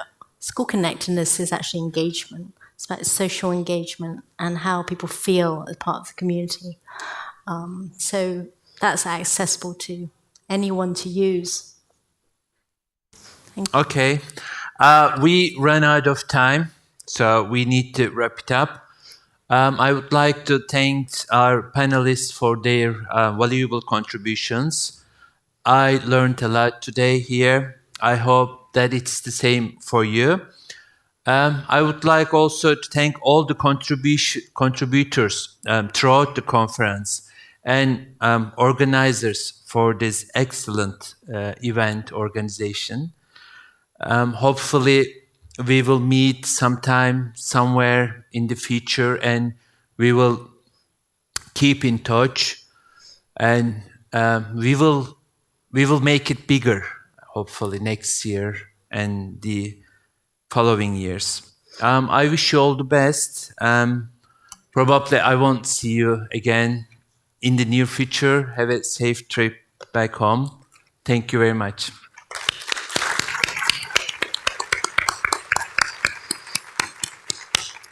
Thank you to our moderator and our panelists for that insightful session. Please don't leave the stage because we, of course, have special gifts for each and every one of you. I'd now like to invite the member of Board of Trustees at the Turkish Martyr Foundation, Ömer Faruk Terzi, to present gifts to our panelists.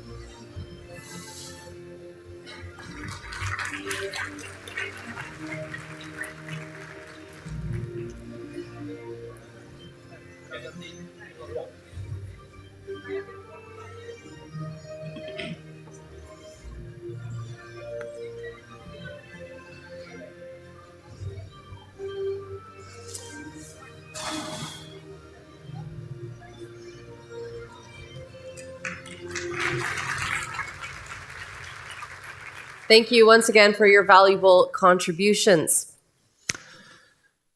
Ladies and gentlemen, so this brings us to the end of the third annual Istanbul Education Summit in Afghan. How fascinating the past 2 days have been. We had 6 different sessions, 1 high-level meeting, and also a keynote speech. And I believe whatever you learned from this summit is something that you are going to apply to your real-life experiences.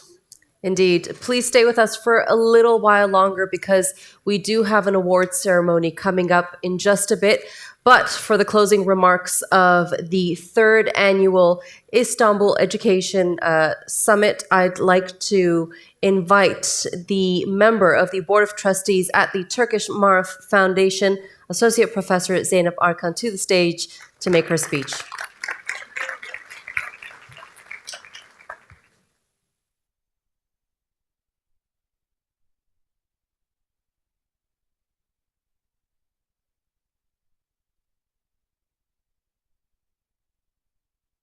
Değerli misafirlerimiz, Distinguished guests,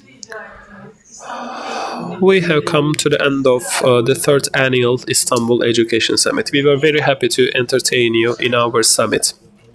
Marif Foundation, being the window of Turkey that opens to the outer world, has been carrying out educational activities in 6 continents of the world. And with this education summits, we have decided to lead the education industry in the world. The world is changing rapidly, and in order to follow up the latest advancements in the world, we are coming together, the academics and experts and educational specialists. And in this summit, our theme was to leading the change in education. We hope that this contributed you. As is said, the ignorance of the 21st century are not the illiterate, but they are the ones who forget it, who can never learn it. Ali bin Abi Talib says that for parents and for teachers, and there is a saying that is filled with scholarship. Play with your children in the first 7 years of their lives, raise them and educate them in the next 7 years of their life, and advise them, give them recommendations in the third 7 years of their lives. The physical value has always been so far been acquired by the natural underground resources like gold and precious metals. But today, the treasure is coming from knowledge. This makes knowledge the new foundation of development and of becoming wealthy. For a country in our day to be able to prevail in a physical and a financial and a spiritual way, and to be a prosperous country, they need to focus on the education that they provide to their citizens. Ethical knowledge is vital to shape economies and to penetrate the mainstream of economy became a must. As Turkish Marif Foundation, we are the opinion leaders not to create a vision, but also to create and guide the people on the path to reach that vision. Therefore, each year we are coming together in our education summit, and we invite diverse education specialists from all 4 corners of the world to create a common educational vision. Ibn Khaldun, a 14th century philosopher, says that knowledge is the division between the human and the rest of the created beings. In this context, if we take another look at our summit in this perspective, we see that all our speakers have contributed to us to a great extent. The opening of our summit was made with the message of our President Recep Tayyip Erdogan, who focused on leading the change in education. Our most important sessions about leading the change in education helped us understand how the principles of guiding this change, directing the change or leading the change, and self-motivation and lifelong learning and problem solving and all the know-how and technical technological information and skills in order to achieve those are only possible with ethical knowledge in our panel, in the first panel. We emphasize the challenges that threaten us as we include technology in our lives, and the paradigm shift in our collective minds are very important. The educational philosophy and paradigm shifts and the perspectives in different parts of the world and the diversity of inequalities were emphasized, and some solutions were suggested for fixing the situation. The sustainable models have been discussed. The youth panel and the school leaders sessions have contributed greatly to the summit. The key point here has been the continuous balance between education and technology. In terms of improving educational systems, technology has been deemed to be necessary. In the second century of Turkey session, we have focused on the 100th year development of education system in Turkey, and we have suggested some solutions for improving the quality of Turkish education, let's say, in the next 100 years to a greater extent. We have talked about the outputs of technology, and we talked about the challenges and the threats that the technology is putting forth, apart from benefiting education. In the last panel about the learning role or the teaching role of the space and the school architect, we talked about the importance of student and teacher participation to the architects of schools. Lastly, I would like to say something. We have to adapt, we have to raise always learning, lifelong learning children who will able to be adapt to the technological advancements, because they will never stop. We know that the individual learning is the key to do that.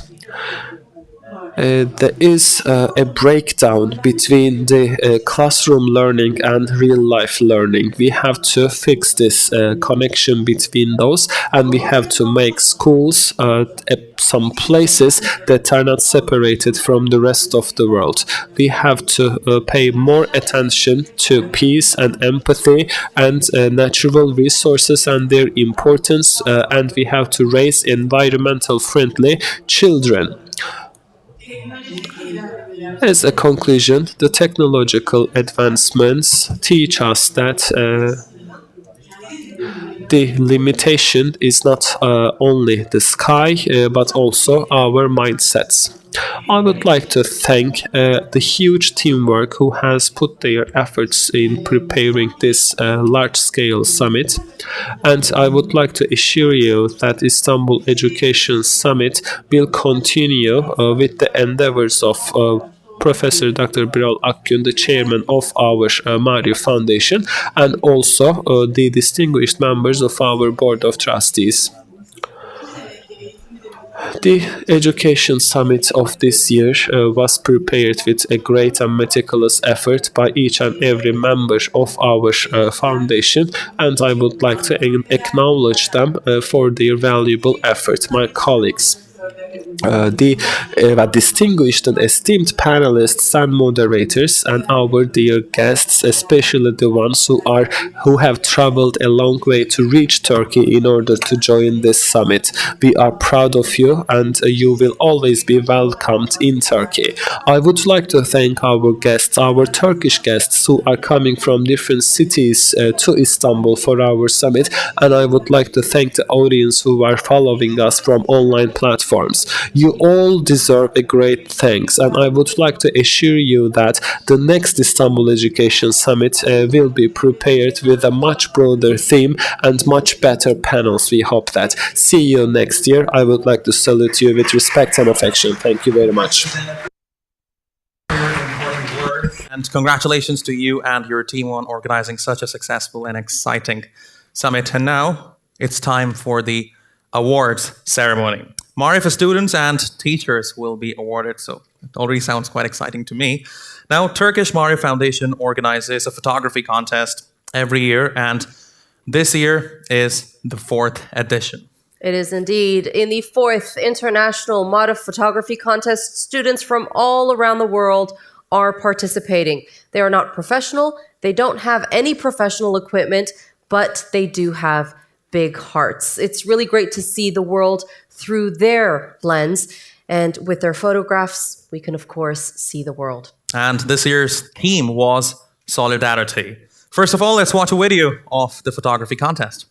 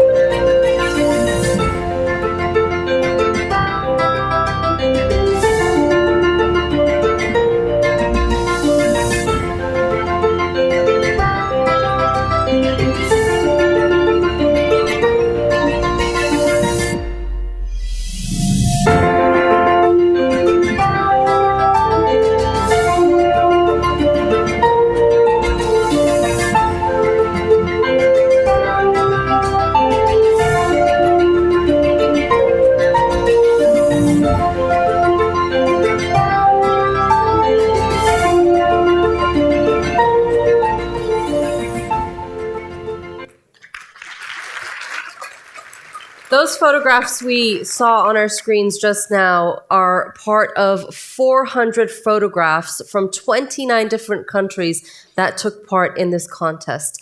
Now we will give awards to the top 3 award-winning photographs. All right, let's start with the 3rd place. The 3rd place goes to Ali Abdul Ahmed from Tanzania. Ali, please.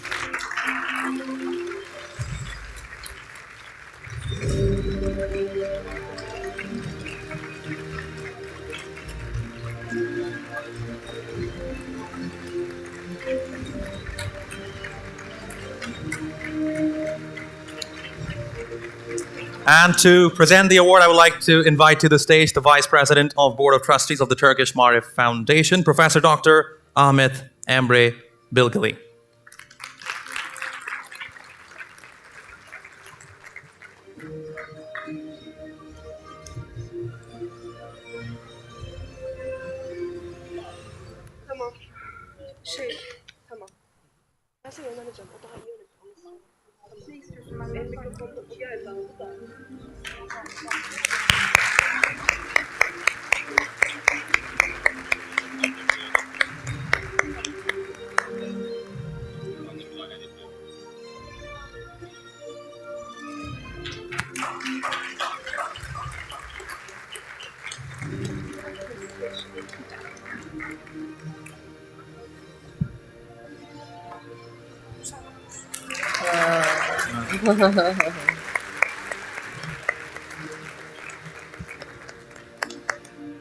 Ali, let me quickly ask you, how are you feeling right now? I'm feeling very good. Yeah?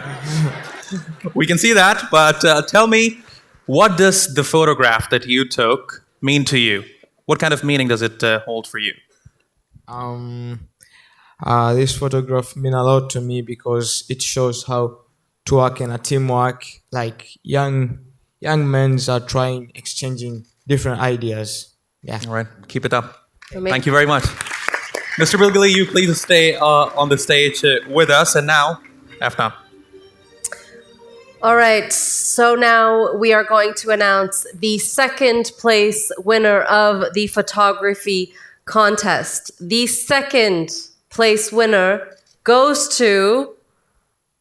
The second place winner goes to Ajwa Fatma from Pakistan.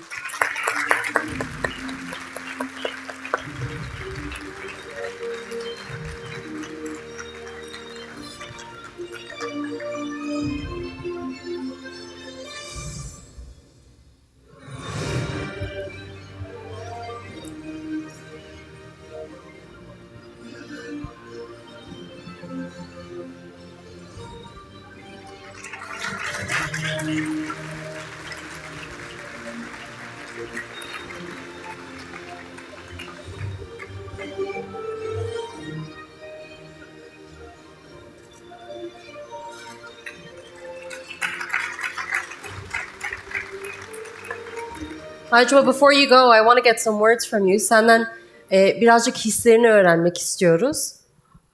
Yaşadığım köyde bu bir sel oldu ve it has been 1 year.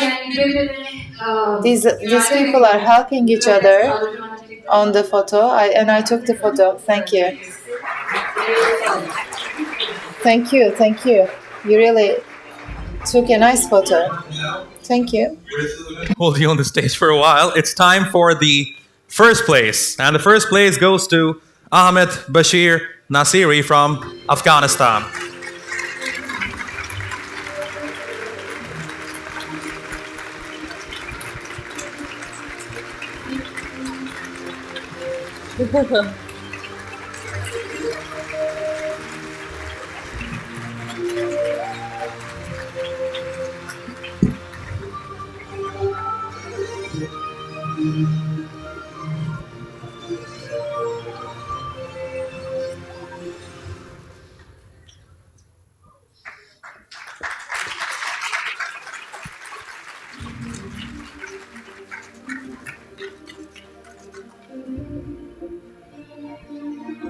Ahmet, gel bakalım. Şimdi bu fotoğrafı çekerken neler hissettin? While you're taking this photo, what have you felt in this photo? Father and son. Son is helping the father. Thank you. Thank you. Very nice photo. We will take a huge applause for Mr. Ahmad. Thank you. Sizlere de çok teşekkür ederiz. Yorduk biraz. We thank you, Mr. Bilgili. All right, now today, 2 Marv students will also be awarded for their success in storytelling and in a short film competition. And the first place for I'm Writing in Turkish competition, please welcome Zeynep Samru from Pakistan.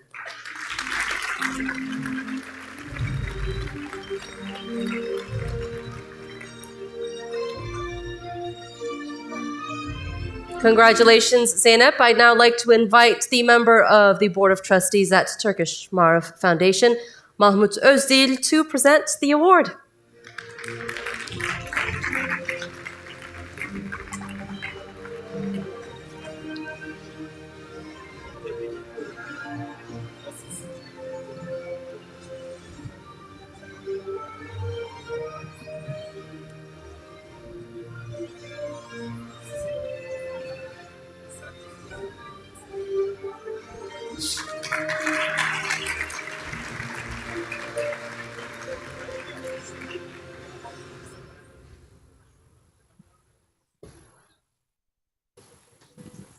Congratulations, Zeynep.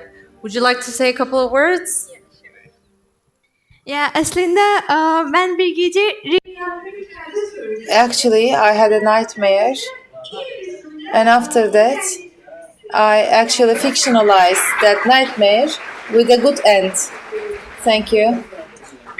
All right, now I would like to welcome Rabail Nadeem from Pakistan as well, the first place for short film in Turkish competition. Rabail, congratulations, please. And to give the award, let me invite to the stage from the Board of Trustees of the Turkish Marif Foundation, Professor Dr. Nevzat Şimşek.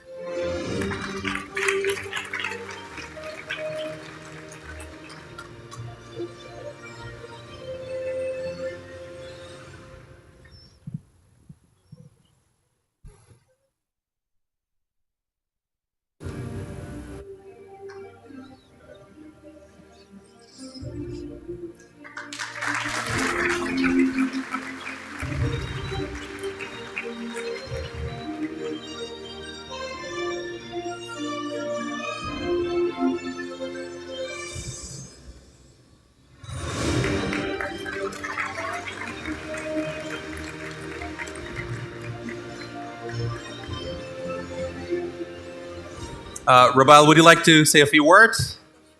There you go.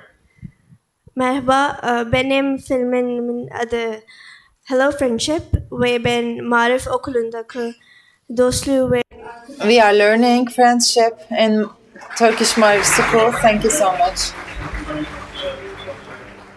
Şimşek. Now, certainly during the past 2 days, we spoke a lot about practices, good practices in education as part of Istanbul Education Summit. We saw 8 good practices videos in total in education from different countries, and now it's time to reward them. Right, and supporting within the scope of Marif school culture, the holistic development of students in the education and training processes carried out in the Marif Foundation schools. The good practices in education will continue to be shared with educators all over the world in the hope of contributing to the happiness and success of Marif students and to the work of educators.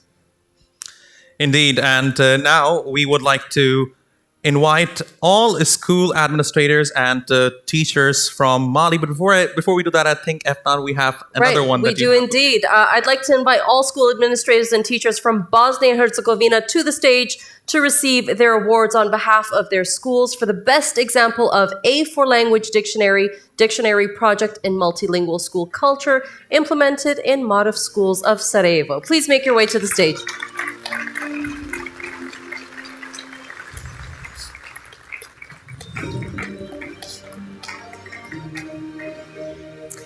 I'd now like to invite the Minister of Education of Canton Sarajevo, Her Excellency Naida Hota Muminovic, to present the award.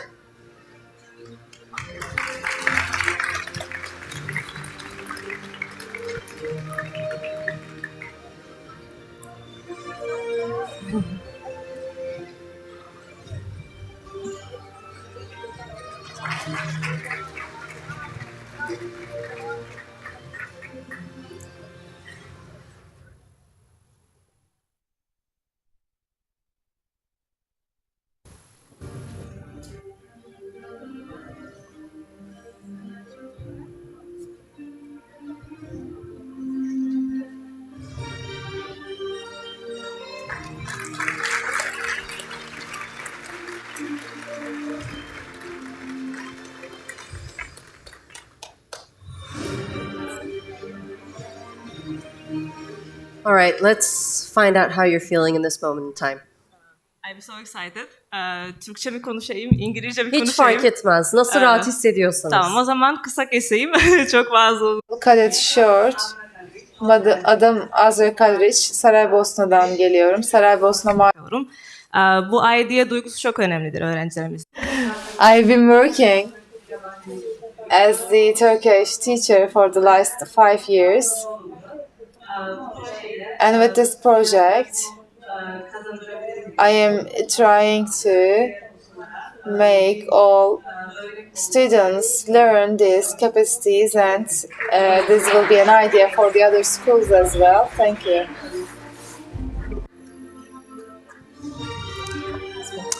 All right, now we would like to invite school administrators and teachers from Mali and to receive their awards on behalf of their schools for the best example of African Marifa sports games implemented in international Marifa schools of Mali. Please come to the stage.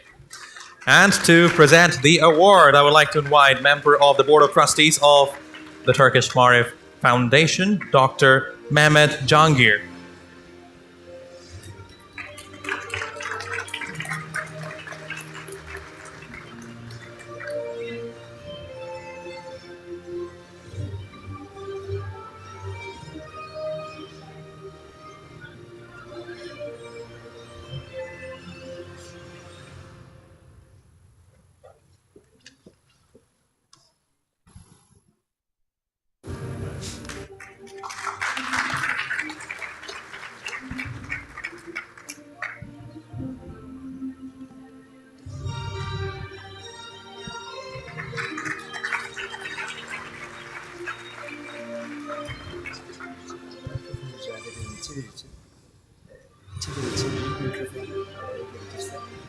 Sizin? Tamam.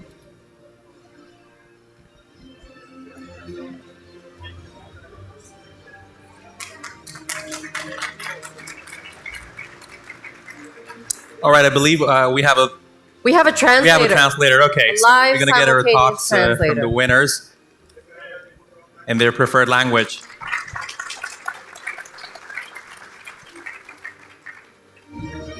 All right, please go ahead. Whoever wants to speak. Benim adım Abdullah İba. İlkokul eğitim müdürüyüm. Bey İdrisa matematik öğretmeni. Arkadaşım Bey Sek Umar Gyara müdür yardımcısı. My math teacher and our deputy principal. And we are very happy that we participated in these projects. We are very happy and honored to have this education.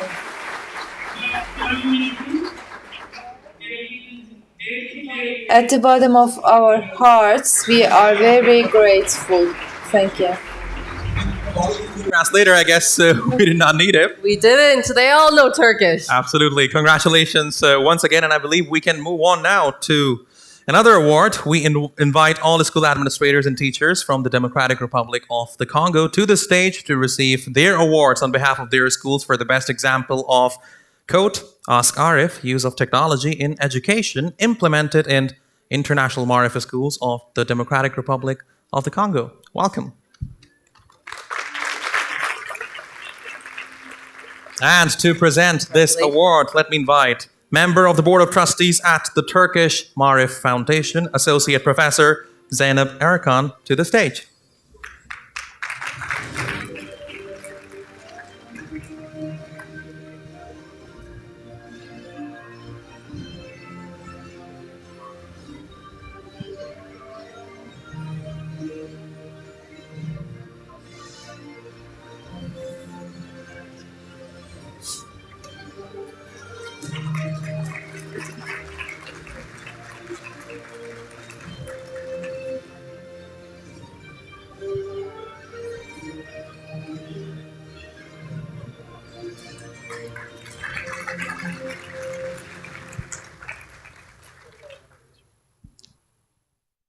All right, thank you very much. And let's see how you were feeling. What are your thoughts? Merci beaucoup. Okay, we need a translator this time. Je me nomme Monsieur Benny Mouteb. Je suis directeur de la section primaire. Je suis avec mon collègue Monsieur Vicky Mavini. We have come together with our colleagues, and he is also a teacher of 6th grade, and she's also working in Marif schools. Teacher in mathematics. All right.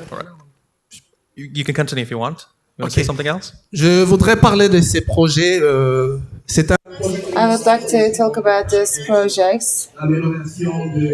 The scope of this project, the use of technologies and improvement of education, and we have made an application for the children, and we called it Arif.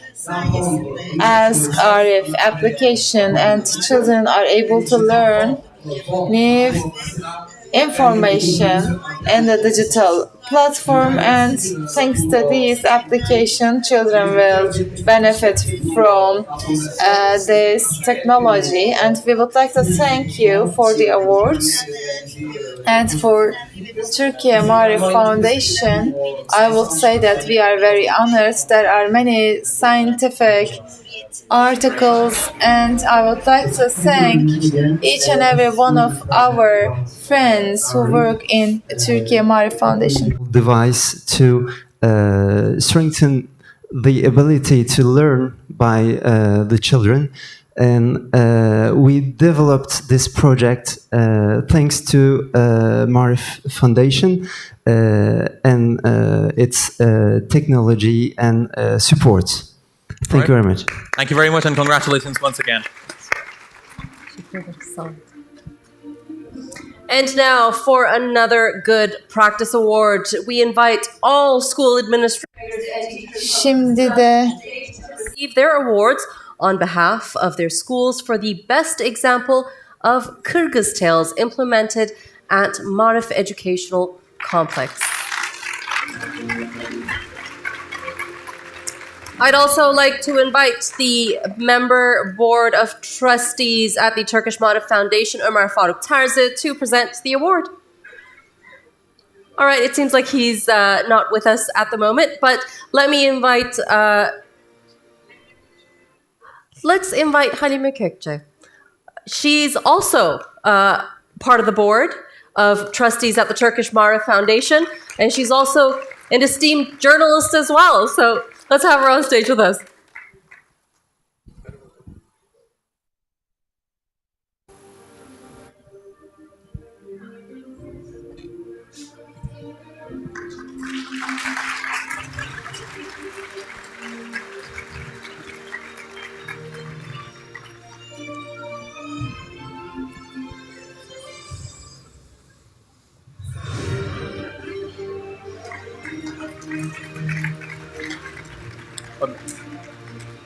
We have another member of the team, I believe.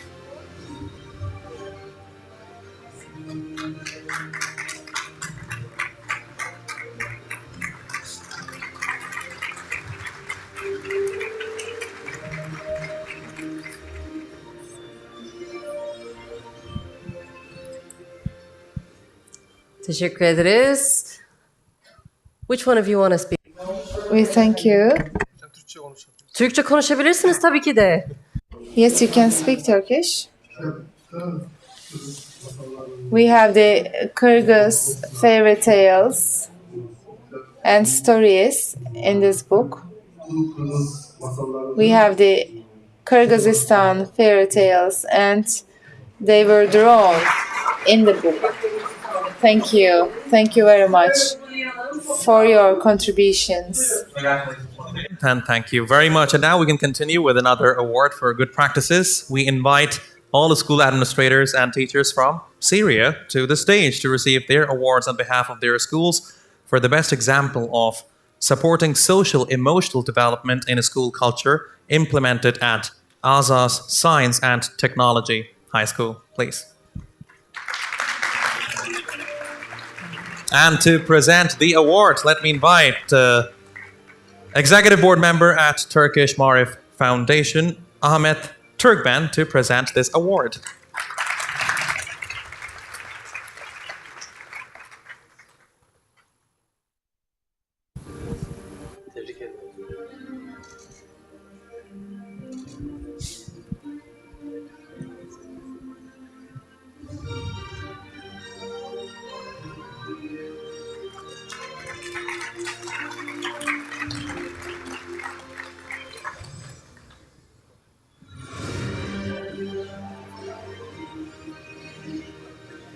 Thank you very much, Mr. Turkben, and let me ask you, how are you feeling?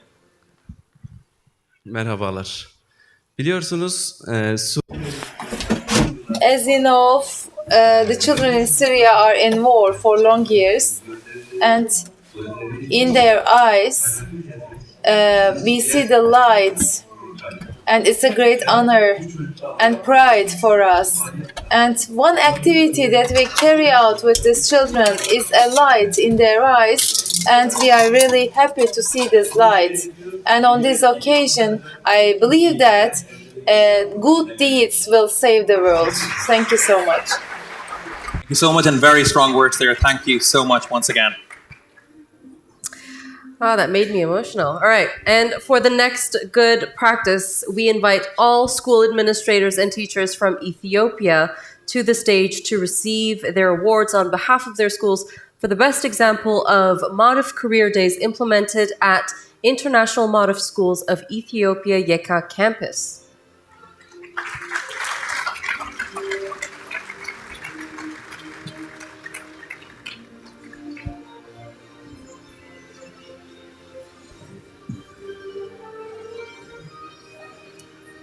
Congratulations. Congratulations. I'd now like to invite the Executive Board Member at the Turkish Marif Foundation, Professor Dr. Mehmet Özkan, to present the award.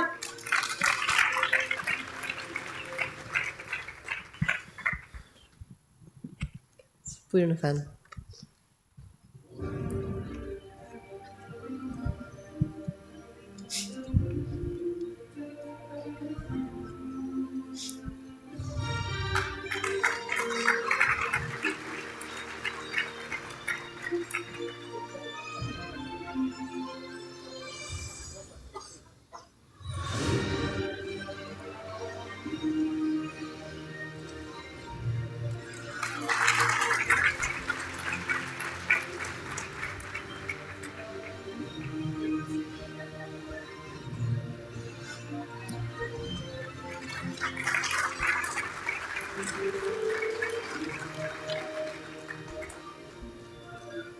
Thank you very much. Teşekkür ederiz.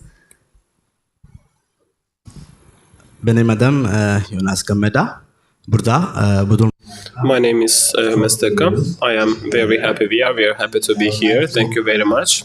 Thank and we represent International Marif Schools of Ethiopia, Turkish Marif Foundation Ethiopia, and we get this all achievement on behalf of Turkish Marif Foundation Ethiopia. We'd like to pass our gratitude to our hard worker and heroic leaders of Turkish Marif Foundation Ethiopia, Mr. Levan Sahi, and all Marif team. Thank you very much. Teşekkür ederim. Biz teşekkür ederiz. Tebrik ederiz tekrardan. Congratulations again. The school administrators and teachers from Albania to receive their award on behalf of their schools for the best example of quote, Listen to Us School Radio, implemented at International Marif Schools of Albania, Tirana Marif Campus, New York Schools. Congratulations. Thank you very much. And to present this award, let me invite to the stage Executive Board Member at Turkish Marif Foundation, Ali Çiçek.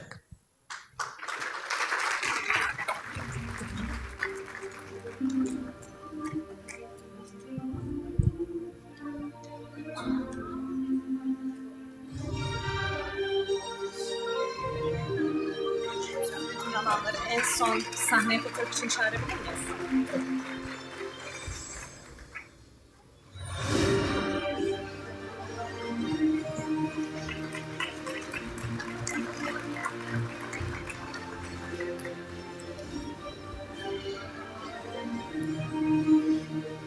Son ödül Mahmut Öztürk tarafından verilecek.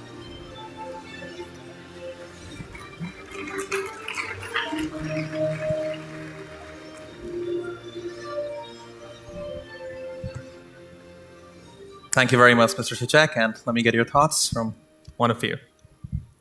We are honored to be part of this big event, and our project is so important for us because during our work we collaborate, we explore, and we learn new things with our students and all the big family Marif. Thank you a lot. Thank you so much, and congratulations to all of you. Thanks a lot.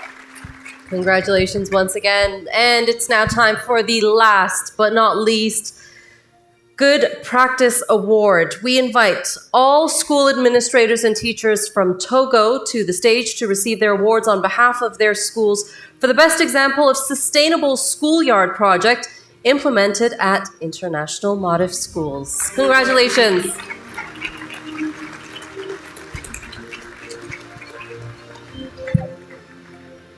And I'd now like to invite the board member of trustees at Turkish Marif Foundation, Mahmut Özdil, to the stage to present the gift.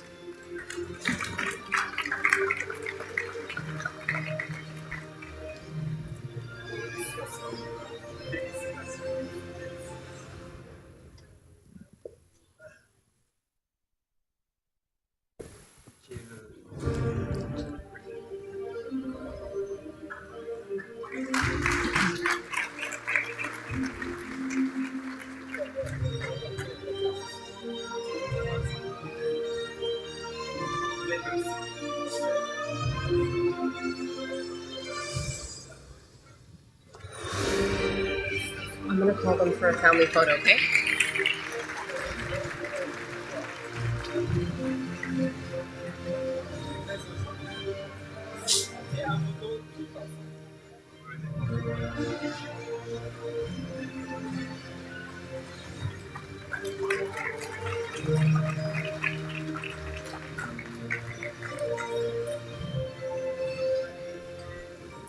All right, let's get your thoughts. Türkçe konuşabilirsiniz, İngilizce konuşabilirsiniz, Fransızca konuşabilirsiniz. Nasıl rahat? Türkçe, tamam, güzel. Merhaba, benim adım. Hello, my name is Kadir Uçaceri. I am attending the Marif schools for 3 years. I'm a kindergarten school teacher, and we are implementing the Marif program in our school. And our project was to create the unused lands to educational buildings, and we wanted the kids to benefit better from schoolyards, and we wanted to extend our activities in classroom to outside as well. This was one of our objectives. Thank you very much. And I would like to thank all my colleagues, all the teachers on the stage and in Togo, our education coordinator and our country representative. I would like to express my gratitude to them. Thank you very much. We are thankful to you as well. Now, before we part, before we salute you for the last time, I would like to invite all our friends who have received awards so far. With us here on the stage, so anyone that's won an award, please make your way to the stage to take a family photo, please. Buyurun efendim, şöyle. You guys can go to the stage. Closer to the stage. You can come to the front, yeah. To the front. Closer to the front of the stage. Şöyle geçin.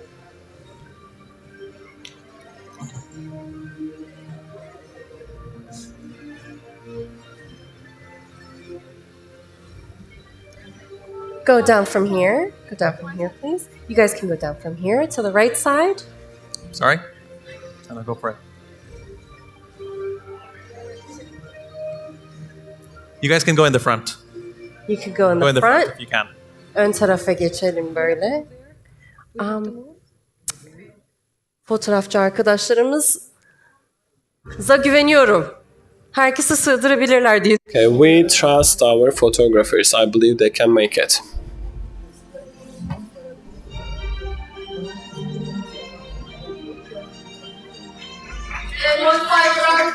For our winners of the 3rd Istanbul Education Summit Awards here in Istanbul. Thanks to the Turkish Marif Foundation for all their efforts and all the outstanding work that they have been conducting across the globe.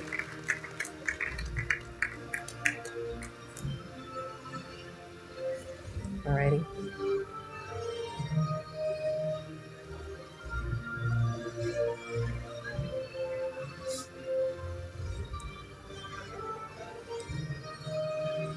All right. So in a single filed line, I can have you come down the stage from here. Watch your step. Thank you very much, all. Thank you so much. Congratulations. Thank you for all your efforts.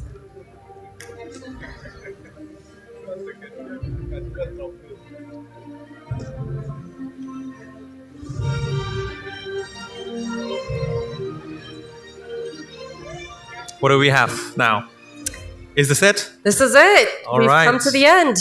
Well, as I said, it's been fascinating 2 days. I'm sure whoever attended this forum got to learn a lot, and whatever they learned, they're going to apply to their life. I would like to thank the Marif Foundation for organizing this summit, and of course to all the speakers and the moderators for sharing their valuable insights. See you guys next year. Thank you so much.